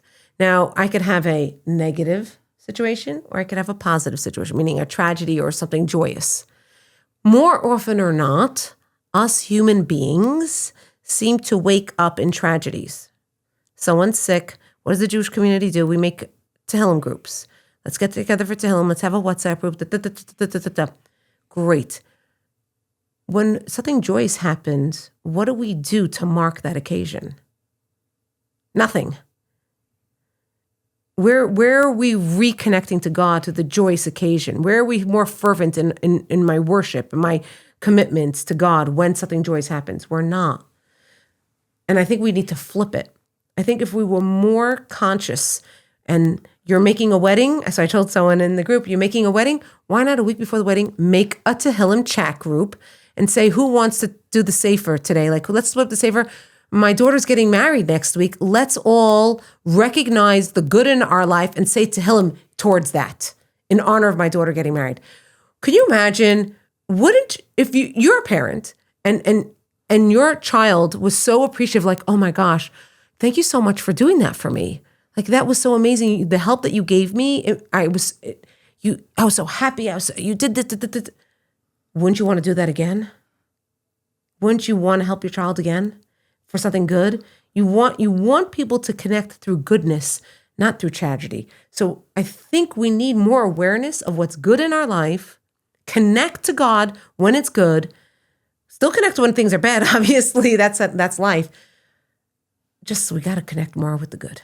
Just so we should have more good. I love this. Oh, yeah? Okay. And while you're saying, I'm also thinking, I don't even enjoy, this is going to sound terrible, but every time I get invited to a wedding, like I'm like, oh man, I got to go. I like, you're invited to too many weddings. You're like, right. So it's like, even the good that we do celebrate, right. I'm thinking, oh my gosh, you're more right than you think. Like, it's like, we really need it. Yeah. I like this idea a lot. Yeah, I think I'll tell you something fascinating. I have all these interesting stories in my life. They only come up during the podcast. I was maybe 17. I had gone maybe 16 or maybe 16. I'll say 16. Okay. And I had gone to visit the Kalavar Rebbe. Okay. Because I had with my yeshiva in Israel, and it was fascinating because I was really not up for being religious at that point. I had just joined Neve, not Neve girls. Neve guys. I know Neve guys. Different style. Neve guys, I know it well. I was right in the beginning, so I really was not at all ready to make a commitment, and they brought us in the Kol Rebbe, and the Kol Rebbe had like his beard pulled out from the Nazis, and I mean, I'm sure he's passed away since then. I think he has, since I met him, and he said something that stuck with me till really. I actually just told this to my daughter as she was going to Israel. She finished college and she went to Shalva. Hope you're enjoying Israel. She went. She's teaching English in this internship program in Israel now, and so on the way to the airport, she was a little thrown off. She didn't know what to do with it. But the Kol Rebbe sat us down, and he said, if there's an inspirational moment in your life, if you get inspired, middle of the day, doesn't matter where you are, immediately you should say Shema Yisrael Hashem Elokeinu Hashem Echad, and he said it with Hashem and Elokeinu, like he said all the words, and he says, and if anybody asks you, say I allow you to say the words. If you're inspired and you want to say it's a full pasuk, so you're not doing the name of God separately. He says, and I guess he's talking about a similar idea. He's like, the moments that are special and spiritual and connecting, they're fleeting. They come and they go. And if you do not celebrate them, you do not stop and take a moment to breathe and to turn it into something special, it'll just fly right by you. It doesn't become a part of you. It doesn't become a part of you. So and you might not get it again. Yeah. It's just simple parenting 101, positive reinforcement versus negative reinforcement. You know, right? Like if you know, anytime, anything of relationship 101, I would say, you know, somebody washes the dishes for you, and if you criticize them and I don't like how you wash it, they're definitely not going to wash the dishes again for you. Yeah. Well, trauma bonds are not very good. No. When I think of, like, I think you could like, I'm in a field where scared straight is like a part of the work we do. Right. Like, you know, like you give them the tough love and they get better. And it's Scared Straight, that program that happened was a complete failure. Meaning you could change somebody for a period of time with fear, with negativity. But they stay for the support. But they stay for the support. That's what we were talking about before, right? They stay for the support. They stay for the support. But if you are bonded from goodness and connection and it comes from a positive place, then you have much longer. And that works with marriage, it works with relationships, and works with, so this it's very short-sighted to get connected through tragedy. Right. It doesn't actually, even like you see now, like October 7th happened, it really bonded us, and then fighting happened. You know, like now it's like back. It's not even, when everybody was getting excited about it, I was like also excited, but I was like, we should be bonding the way the Lubavitch Rebbe said, like just running around loving Jews. Like we don't need a tragedy to love Jews. Like just go out and love Jews right now. So that's how it was. Sad. It's very painful.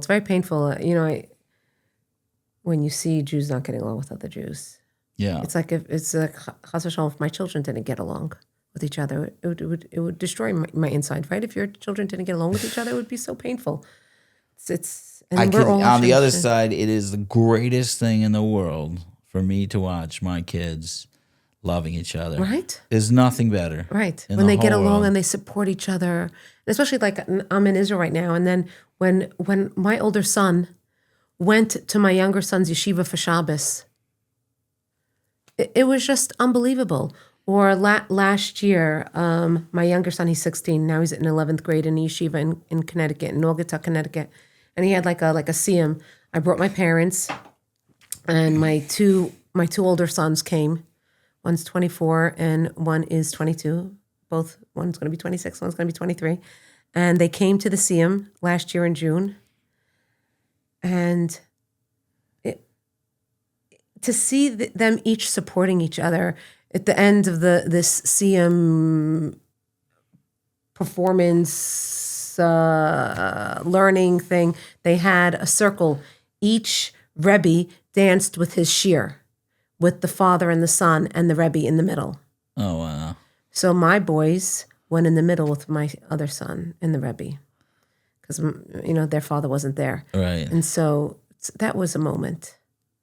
It's just unbelievable how they just support, and I'm very fortunate, very, very fortunate. You could have situations like mine, and that's what my kids always tell me. They go, Ima, we don't know how we came out the way we came out, because so many people say, why are you from today? They say, like, we've been through so much, and we're still staying strong. Right. So I'm just so fortunate that they support each other so beautifully like that. Really nice. It's so beautiful. My kids are all home sometimes. 3 of them are out of the house already, but when they come home for Shabbos, me and my wife will go to sleep. We usually stay up I'll give you a couple of weeks ago, like Shabbos starts at like 4:00. Right, early. I go to sleep at maybe 1. The meal is still like we're going on schmoozing. Hey, I go to sleep. My kids are up to 4:00 in the morning hanging out. I'm like, that's beautiful. this is the most amazing feeling in the entire It is. planet. Like, So lahavdil, you could imagine Hashem. right. Right. Like when he looks at things that are going on, it's like, yo, what's your issue? Look at this amazing world I gave you. What is your problem? Just like each other. It's like also another pet peeve of mine. Like, I don't get it. Like, a sitter falls on the floor. What does a 3-year-old already know what to do when the sitter falls on the floor? What do? Pick it up, you kiss it. Why do you kiss it? Because it's holy. Why is it holy? Because it has davening inside. It has Hashem's name inside, right? It has Hashem's name inside. That's Hashem's what it's name, right. right? That's why they pick it up and they kiss it. Right. Really? I mean, I don't, people, you could still do that. Okay, I'm not trying to say that you don't do that. What is inside of you? What's inside of me? Is it not God's neshama? That's the whole point of picking up a sitter and kissing it. Right. It's supposed to teach you, knock, knock on your brain when you meet another Jew, as if lahavdil, kiss them. Treat them with respect. I love that you're saying this because I have this tradition that I do in shul. Yeah. Which everybody thinks is very weird. And the Torahs go around, so I kiss the Torah, and then I kiss the guy. I like touch his hand and kiss it, and they don't know what the heck just happened. But that's a nice one. I don't mind kissing the Torah, but to me, the soul is embarrassed when you just kiss the Torah. You miss the point. You missed the point. There's exactly. a human being. There's you a missed soul the point, there. right? You missed the point of kissing the sitter I when it falls on the thought floor. no one else thought that way. I have this funny thing. They all look at me like, "What just happened?" Yeah, it's like I do hello. like a double kiss. It's like ridiculous. Like the same thing with the challah, covering the challah. You know that famous story with some young couple invited a rabbi over for the meal, and the husband was embarrassing the wife, and the rabbi said to the husband, "Do you know why we cover the challah on Friday night or Shabbos meals?" He says, "Yeah, because the order of making the brachot, you're really supposed to make the bracha on the challah first, and so we cover it so it's going to be embarrassed because you're really making the bracha on the kiddush, on the yain first." And he's like, "No, it's supposed to teach you not to embarrass." Like the challah really has feelings, right? It's like people don't understand how far the message is supposed to take and where it's supposed to go. Well, it's special that we have these messages like throughout our tradition on. Yes, you wake up and see it. It's like unbelievable. It's very okay. I wanted to ask you about something else, but while I was talking about he was talking about the Baal Shem Tov last night, and he was saying that any words he said, whatever he's quoted on, if someone is a pure person, anything they said is like the DNA of them. You could pick anything they said and you'll understand the entire character. It's like it's not. And he was quoting. I don't remember exactly what it was. I don't remember exactly what he said. Sorry, why if you listen to this. But the idea is that our traditions is picking up the siddur. It's just like we are from the youngest children. I'm seeing the positive side of this. We're told lessons over and over and over. Like that lesson of like embarrassing someone's like killing them. The fact that we are worried about challahs being embarrassed is such a powerful lesson. If somebody goes, "What? Challahs don't care about anything." It's just like constantly telling children, like, you don't embarrass people. You just don't do it. Could I ask you, I actually want to ask you how are you consistent with your podcasting? I usually am. I have 14 seasons. Right. Since I moved to Israel and I started a new job in September, I haven't picked up the podcast again, which would be season 15. I do have a theme because I do a little differently than other people. Mine is based on themes, so every season is a different theme.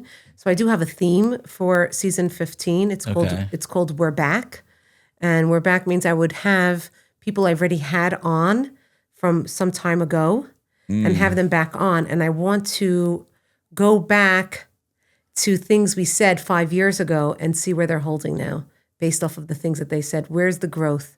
What has changed? What has transformed? Would you still say the same thing? Do you still think the same? And if not, why not?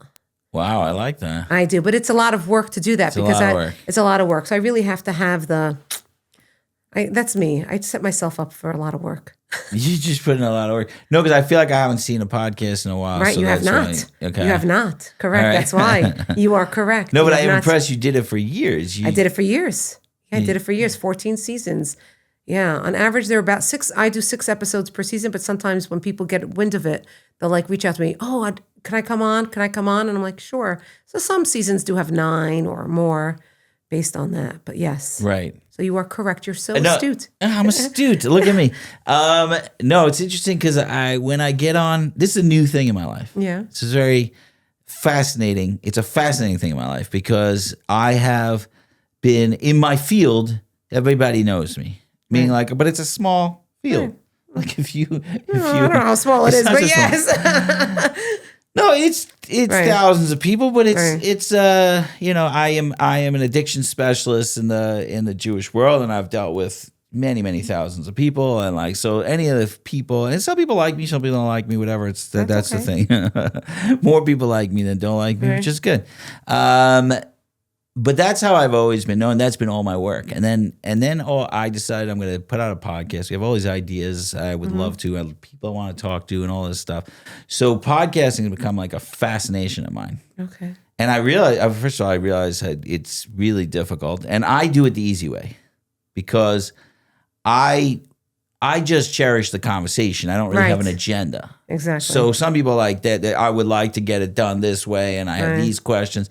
And I'm like, this is a person I would love to talk to about a million different topics. Maybe we'll hit 10 of them, you know, and I could have them back on 40 times probably because I just want to talk to this person. And also, when do I get to put my phone down and have a great conversation? And then I became known as a podcaster. There are a lot of people that don't even know. They're like, oh, I see your stuff. You're a podcaster. They don't even know that I spent the last almost 30 years of my life doing this. So I'm completely fascinated by podcasters. Okay. So now I'm just asking your experience of podcasting. How is it like? Is it doing what you wanted it to do? What did you want to do with your podcast? Is it doing what you wanted to do? Saying. And how has it evolved, I guess? Okay. Those are the questions. Happens to be when and you should know I do have a season called The Podcasters Unite. A few years ago. All podcasters? All podcasters. I interviewed all podcasters. That's awesome. I did David Pashefkin. Oh my gosh. I haven't had him on yet. I didn't even call him. I had David Pashefkin. I had Rabbi Ephraim Goldberg. I had Yaakov Langer. Nachi Gordon. I had Rabbi Wild. These are superstars. And I think what's her name? Levin is her name. She had a very strong podcast about marriage. She lives in Israel. I should really reach out to her. I think those are the 6 that I had on. Those are the podcasters. That's the biggest podcasters in the Jewish community, right? Isn't it? Yeah, I didn't have Lichtenstein. Lichtenstein has the. I always thought he was a radio guy. Yeah, right. Right. It's a podcast now? I guess it's a podcast, isn't it? A podcast. Yeah. Headliners, right? I call him the OG. I mean, but he is the OG. Yeah. So I had all of them. And it was funny. It's funny to interview a podcaster. Yeah. Because they end up interviewing you because everyone's so used to being in a different role. Right. But it was really nice to interview all the different ones. I had asked them, each one I had asked who was their favorite person that they interviewed, or I asked what was some words of wisdom that they gleaned from doing their podcast, like what stuck with them. Right. My favorite, Ephraim Goldberg says, I can't tell you who my favorite one is. He's so Right. cute. He goes, I'm a rabbi. I call him the rabbi's rabbi. He's like the Rabbi Jonathan Sachs of today. Unfortunately, we don't have Rabbi Jonathan Sachs anymore, but everybody loves Ephraim Goldberg. That's what I told him. And that, everyone sees him, whether you're Hasidish, not Hasidish, whatever you are, everyone likes him. I said, so what? Tell me. So he says to me, the best advice that I've received and I heard, I interviewed this woman, and she said, if you have an option to take the stairs or the elevator, always take the stairs. That was the best advice. He says, it was cute. It was cute. He says, I think I've only taken it one time. He says, I think I still take the elevator, but it was good advice. But you should know, because he said that to me, I always pause beforehand. And Before you get in the elevator. I see how many floors it is, and then I'm like, okay, you could do this, Jordana. You could do it, But it was interesting. And then I think with Yaakov Langer, he had told me that he always asks his... It reminds me of that song. Something or dance. If I get a choice between, I hope I dance. I hope I dance. Sorry. I know. I think I know what you're talking about. Yes. Okay, go on. Sorry. Let's get back to serious stuff. Yeah. So for Yaakov Langer, I remember I had asked him something about a unique podcast that stuck with him. He said that he had once. He always asks his guests, if you could go back in time, who would you want to meet, or something to that effect. Right. And he had someone on the podcast, and he said, I would want to spend more time with my child that died. I had a baby that died, and I would want to get to know them. Geez. Yeah. And Yaakov's like, oh my gosh. He's like that. He didn't know that was coming. Like he didn't even, that was something that he hadn't known about that person, I think. And it was just like so powerful and so real and raw. So that stuck with me. But it's interesting to ask a podcaster about their podcasting. So what was your favorite? What was your favorite thing? My favorite person, or you can not say person, but favorite lesson you learned. I got a podcaster on. I'm not good at these questions. I had I think Hannah Sufrin. She's House of Lankry clothing. Okay. She lives out in England, I think. She once said something about House of Lankry? Yeah, it's great clothing. House of Lankry. She said, set your soul on fire. You need to do something that sets your soul on fire. I thought that sounds amazing. Right? Sounded amazing. Yeah. Set your soul on fire. That I loved. Leslie Savetsky, I had on my podcast, and she's part of my morning spiel. Right? Pray for things you do not have yet, but as if you have them. Grateful for what you do have. Ready for the blessings. That was from Lizzie Savetsky. Be ready for the blessings that you're going to receive. You got to make yourself ready. Because if you're not ready, they could come and you don't even notice them. Hey, you got to be a vessel. You got to be the vessel. That was from Lizzie Savetsky. I just want to say my son, Yeah. he just rented an apartment in Washington Heights. Yeah. My son Yona, I like to shout out. And he was really nervous because he rented it like the wrong season. Okay. And he needed roommates. And he was really bugging out. And all we were saying, just be a vessel. It's going to be. And he called me last night. He got his roommates. Because he'd have to pay for the whole apartment himself. Right. So he got his roommates. But it's that idea of just be the vessel, and then it comes. So that's really powerful. And then I would say on a personal note, I think my first season was with Sarah Gig, who's the Hasidic hipster. Oh, yeah. I didn't know her name.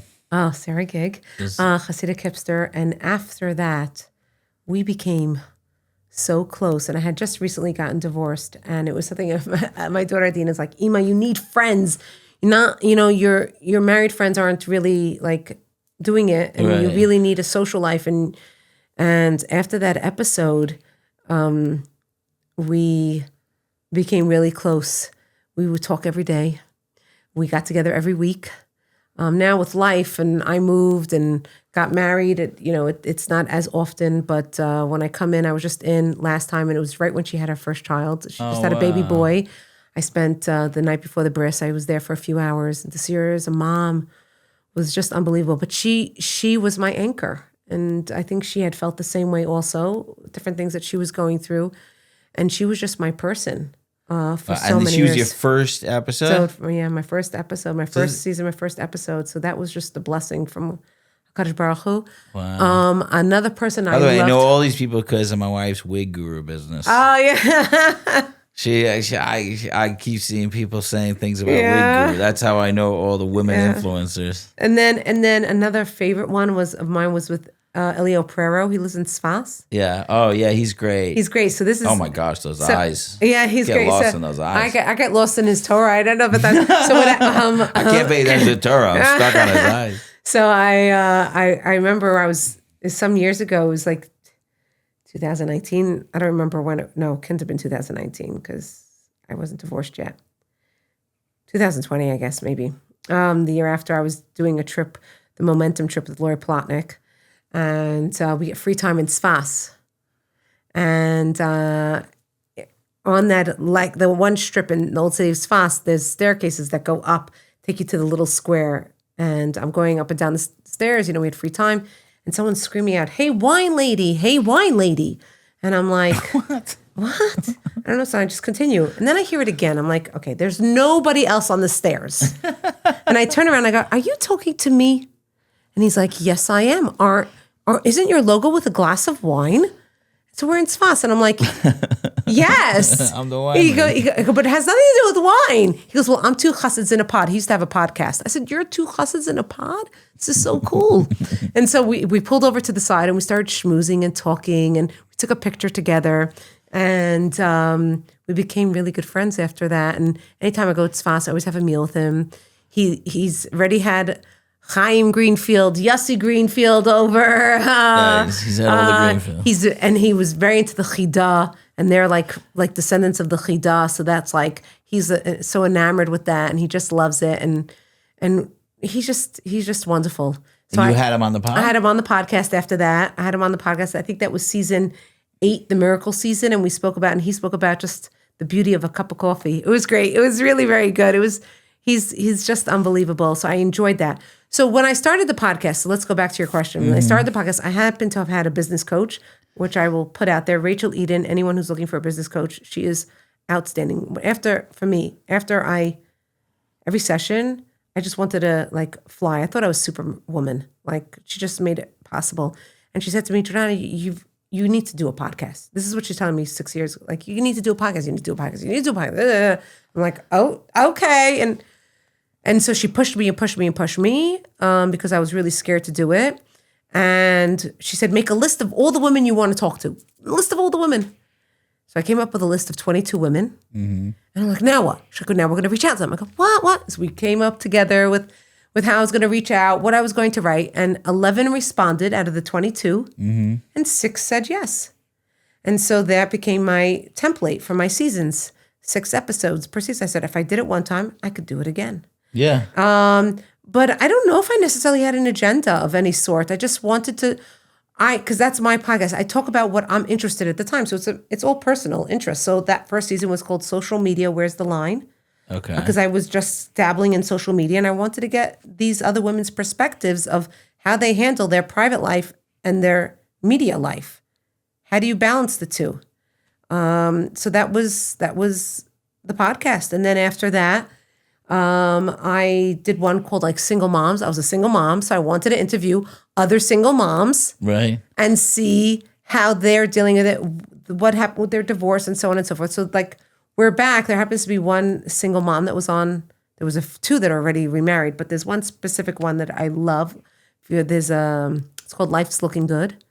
It's another podcast? And she's she does that. She did have a podcast for a while. I haven't seen her do it in a while. Adel, she's out in California, but she sometimes in New York. She, to me, was like she was also just unbelievable, powerful woman. She's also now remarried for the 3rd time. Since my podcast, she got remarried. I want to have her on season 15. Shout out if you're listening. I want to have you on. I didn't reach out yet. That's the name of her account? Life's Looking Good. Life's Looking Good. Okay. Life's Looking Good. Just unbelievable. She's just so funny and raw and just tells it like it is. And I just get a kick out of her. So I would love to have her on again, just see what life But is you're like. getting, in terms of you're meeting like some amazing people. The truth is, it's like wild. Yeah. So it's nice. So people get to know who I am a little bit. This is also crazy. You ready for this one? Yeah. Crazy story. I saw this account online. For some reason, I these accounts come to me, like they pop up on my feed when early on, like very early on. Right. Before they become huge. So let's say a good one was Yechiel Jacobs. Okay. And like, this guy's funny. He's like, very like, funny. Like I see, and he had like 9,000 followers. And I would be messaging him and he's responding, And and then it blew up. So there was this other account I saw. And I reach out to them and I'm like, you guys are great. Like, you really are amazing. And he's like, yeah, we're really trying hard. It was a couple. We're really trying hard. I'm like, what do you do for a living? He told me it wasn't anything to write home about, put it that way. Right, okay. And I'm like, he's like, but I really want to become bigger on Instagram. How do you think we should, do you have any advice for us? I says, well, you're a couple. I would reach out to either this account or that account and ask them, because those are a couple accounts, and see what they're doing. Right. He's like, oh my gosh, thank you so much, whatever. So time went by, a few months, and within, let's say, 6 months, they became really huge. I'm like, oh my gosh, this is so cool. Really, I'm so happy for them. I wonder how they did it. And then at that point in time, I was recording something called Dynamic Duo. That was that season. I was recording couples that work together. Okay. Dynamic Duo. All right. But it was cool. I wanted to get an insight into what it's like, the dynamics. Is it okay to work with your spouse? Is there more stress? You enjoy it? So I reached out to them and I said, I would love to interview you for my podcast.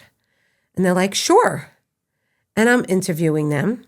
And I do everything virtually when I interview. Yeah. And I'm interviewing them. Which is such a smart idea. Although I can't do it, but it's. So I asked them,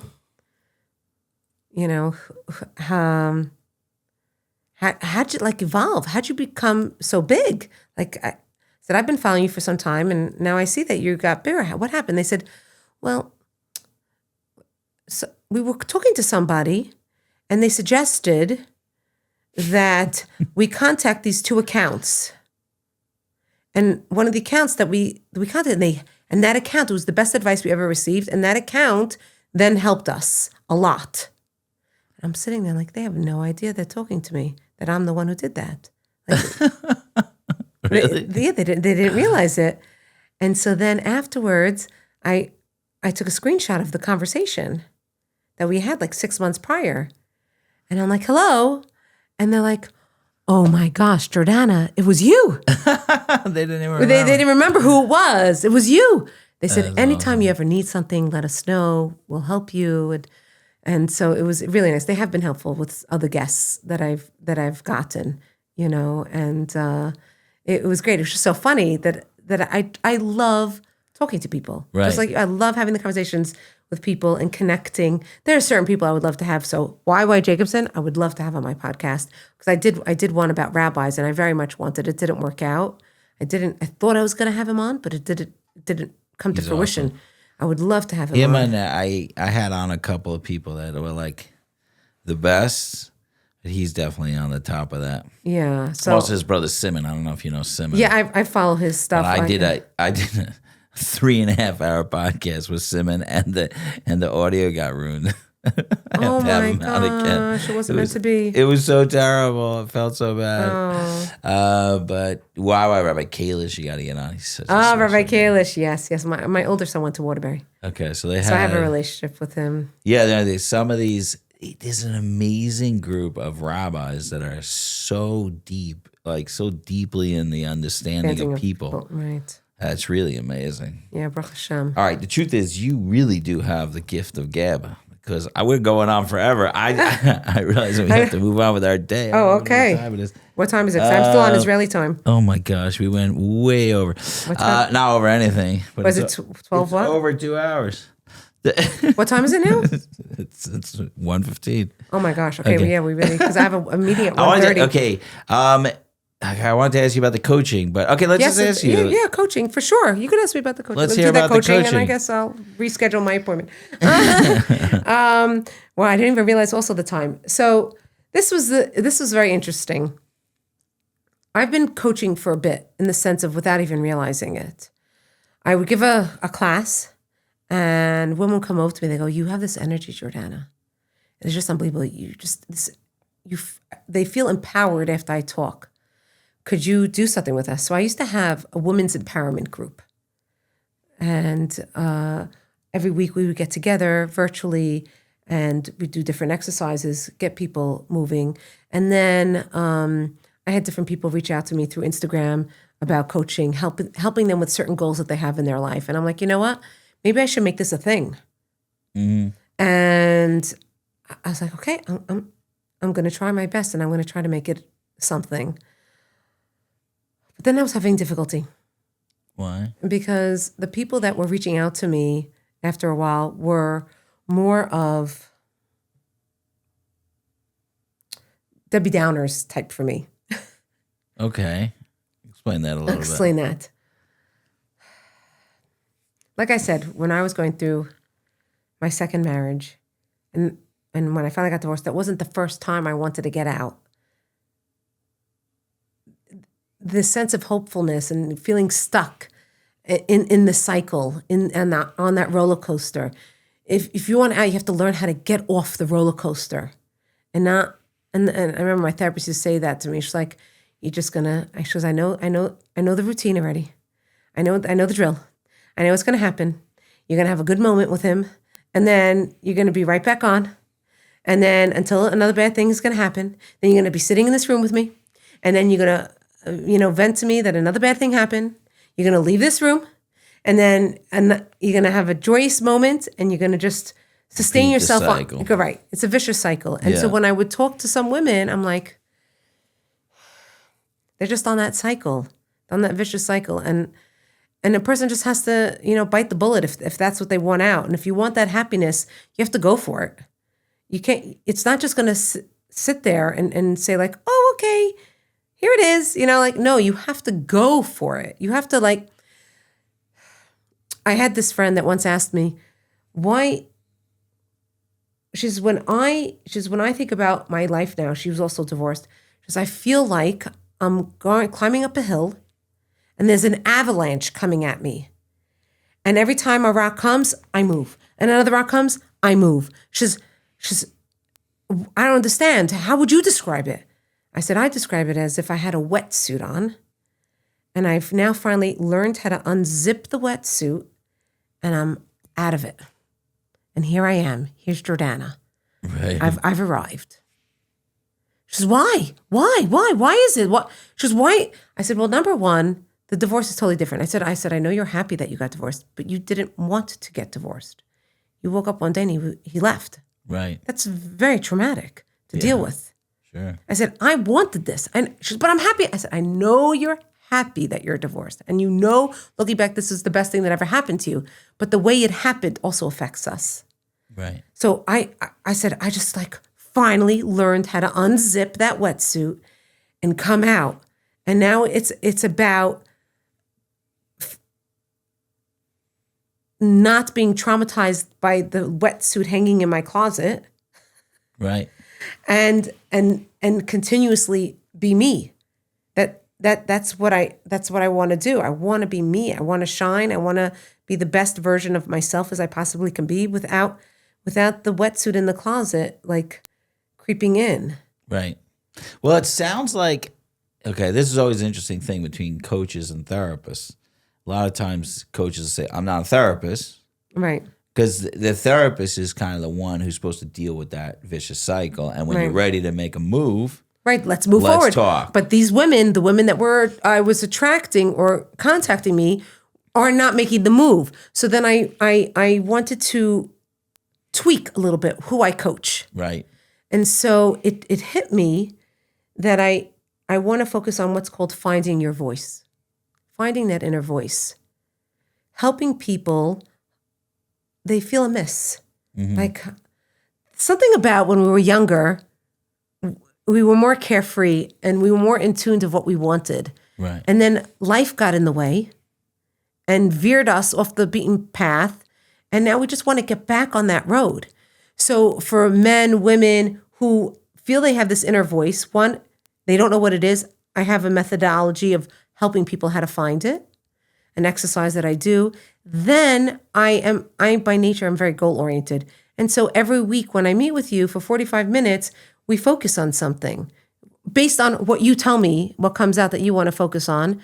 And we take steps, meaning I help the person, guide them. That's what coaching is. It's like guiding. You have the answers inside you, but the coach helps you bring the answers out. And so we take the steps. I do give homework. That's the teacher in me, because I think it helps, practice. And so then I have that inner voice. Then there's the stage voice. It's all about voice. Then it's the stage voice. There are people who have a message. I have a client right now. She has a message that she wants to give over. She had a child of cancer and her child's in remission. And she wants to give support to people that are in that same situation. Wow. And so we're cultivating words and a speech or a talk that she can give. And we're practicing it on how to practice it and so that it would be well received. And then there's the digital voice. I just got a message today from somebody. She says, I want to start an Instagram page. I don't know how to do it. I'm scared. I want to put out videos. I don't know how. I said, could I talk to you? And I'm like, sure, I'll talk to you. This is something that I get paid to do. Yeah. Session. It's a session. We can have I'll talk to you initially. Obviously, let's figure out what you want and what your needs are. But then people could send me their content in advance, that part of coaching. And then I could critique it, help you tweak it. I helped a previous client. She wanted to start a podcast. So I helped her start a podcast. Within 1 month, we had 3 episodes up for her. That's amazing. The truth is, that is invaluable. I mean, I did everything by myself. I didn't think of calling a coach for this. Right.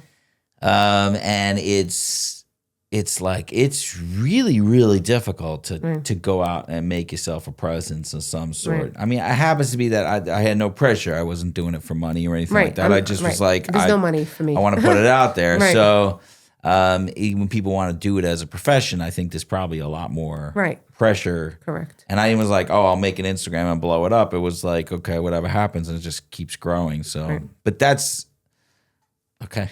I like that you're doing that. Yeah, the digital presence is very good. The coaching thing is very fascinating because like I watch like people like Tony Tony Robbins, and he's like super coach. He's really great. My business is the Debbie Downer side. Right. So I'm dealing with the people who can't make the move. Right. And my whole focus, what I call level 1, is the community and the connections and building them to a place where they're ready to explode. Meaning if I do my work successfully, then passing them off to a coach is a great idea. Yeah. Because then what happens is, how do I know I'm successful with an addict is when they get the itch to move forward. They're like, I don't need it so much anymore. Thank you for all this love and care, but I really want to move. Right. It's like that 2-year-old kid who's like standing by the door looking back and then he's like, I want to get out of this room, and the mother says, go. You could go. Like, I want them to be itching. And then when they're itching, that's when you want them. Yes, exactly. Because I can't be in that. It's because then it brings me back to my closet. Okay. Keep the closet. Like that wetsuit so I'm is over being there. brought back there all day. Yes, you have people's That's my wetsuits. whole life. Your whole life is people's wetsuits. Just wetsuits. Wetsuits. Oh, and they're so sticky and grimy, and sometimes they can be smelly. Exactly. By the way, I want to say something because it's 2.5 hours into the podcast, so I can say whatever I want. No one's going to hear this. No, I'm just kidding. By the way, orange. If you watch to this part, say orange. All right. That's my little thing I do sometimes. Oh, okay. It's like when I do a really long podcast, I'm like, I'm really curious how many people hit the end. So comment orange. We used to do that with the teachers with the emails because we felt teachers didn't read our emails. So we'd say at the bottom of the email, if you got this far, what's your favorite M&M color? And come to our office and get your pack of M&Ms. That's great. You probably got very few people getting correct. there.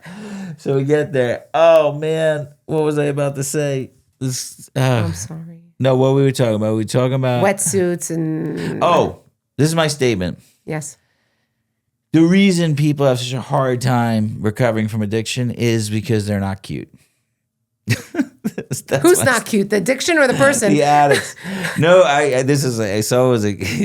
because a lot of the work you're doing in addiction is that people are getting stuck in the baby phase where they emotionally can't handle the world. And so they're using things, they're grabbing onto things like spiritual ideas, like trying to grab onto things that are helping them. It's a very spiritual idea, addiction. And so I shouldn't say I'm writing a book anymore. I already wrote a book, but I never doing anything with it. We'll see. We'll get there. But the book is called Addicts Are Big Babies, which is basically you have to re-raise them in a certain sense where something is missing because of trauma or because of something. Their tank is emptied and they need that unconditional love of that early time to remind them that they're lovable and delicious and wonderful, and then they could be competent and go out into the world. So it's like the gas tank is empty, Running on empty. and then your car could be great. The competence part could be great, but your gas tank is empty. So you'll do really well for a month, you'll do really well for a week, but it always collapses. So the idea is that you really have to kind of take them back to this childish stage and hold them. The thing is, it's not that hard to do it with a little baby. Little baby keeps you up all night, throws up, does all this stuff, and you're like, they're really cute. Right, small children, small problems. Adults are not cute. No. So you're like, just go and be better. That's what you want to yell at them. Yeah. So that's what I want to make the statement. The reason it's so hard is that we do not want to hold you anymore. Well, it's not cute. So we could, if you want, you could end on this note Yes. if you'd like, because this week's Parsha B'Shalach, and it's not my drink it in for this week, but it was a contender. Okay. For the I get a contender. You got a contender, and that is the first pasuk in this week's Torah portion. Kadosh Baruch Hu says, "I'm not sending you way of derech eretz plishtim. I'm not going to send you that way. I'm sending you out, and you're going to go the long route. Because why? Ki karov hu, because it's so close to home, so comfortable." And we so often only want to do what's comfortable in life. And Hashem says, that's not the route to take. You got to take the longer route. You got to take the harder route. You want to be successful in life? Do what's not comfortable. That's how you become successful. And that's this week's Torah portion. Oh, nice. I love it. Thank you so much. That was amazing. Oh, my really, pleasure. I feel like I could talk forever. Yeah, You really are a podcaster. You keep going and keep Thank you. smiling and sending that Thank you. great energy into the world. Thank you. Thank you for helping so many people become better. Okay, I'll continue unless I win the lottery. Okay. Thanks for coming. Thank you. Thank you for this day that I've been given. Thank you. Thank you. Thank you for this chance. Thank you for this chance to live anew.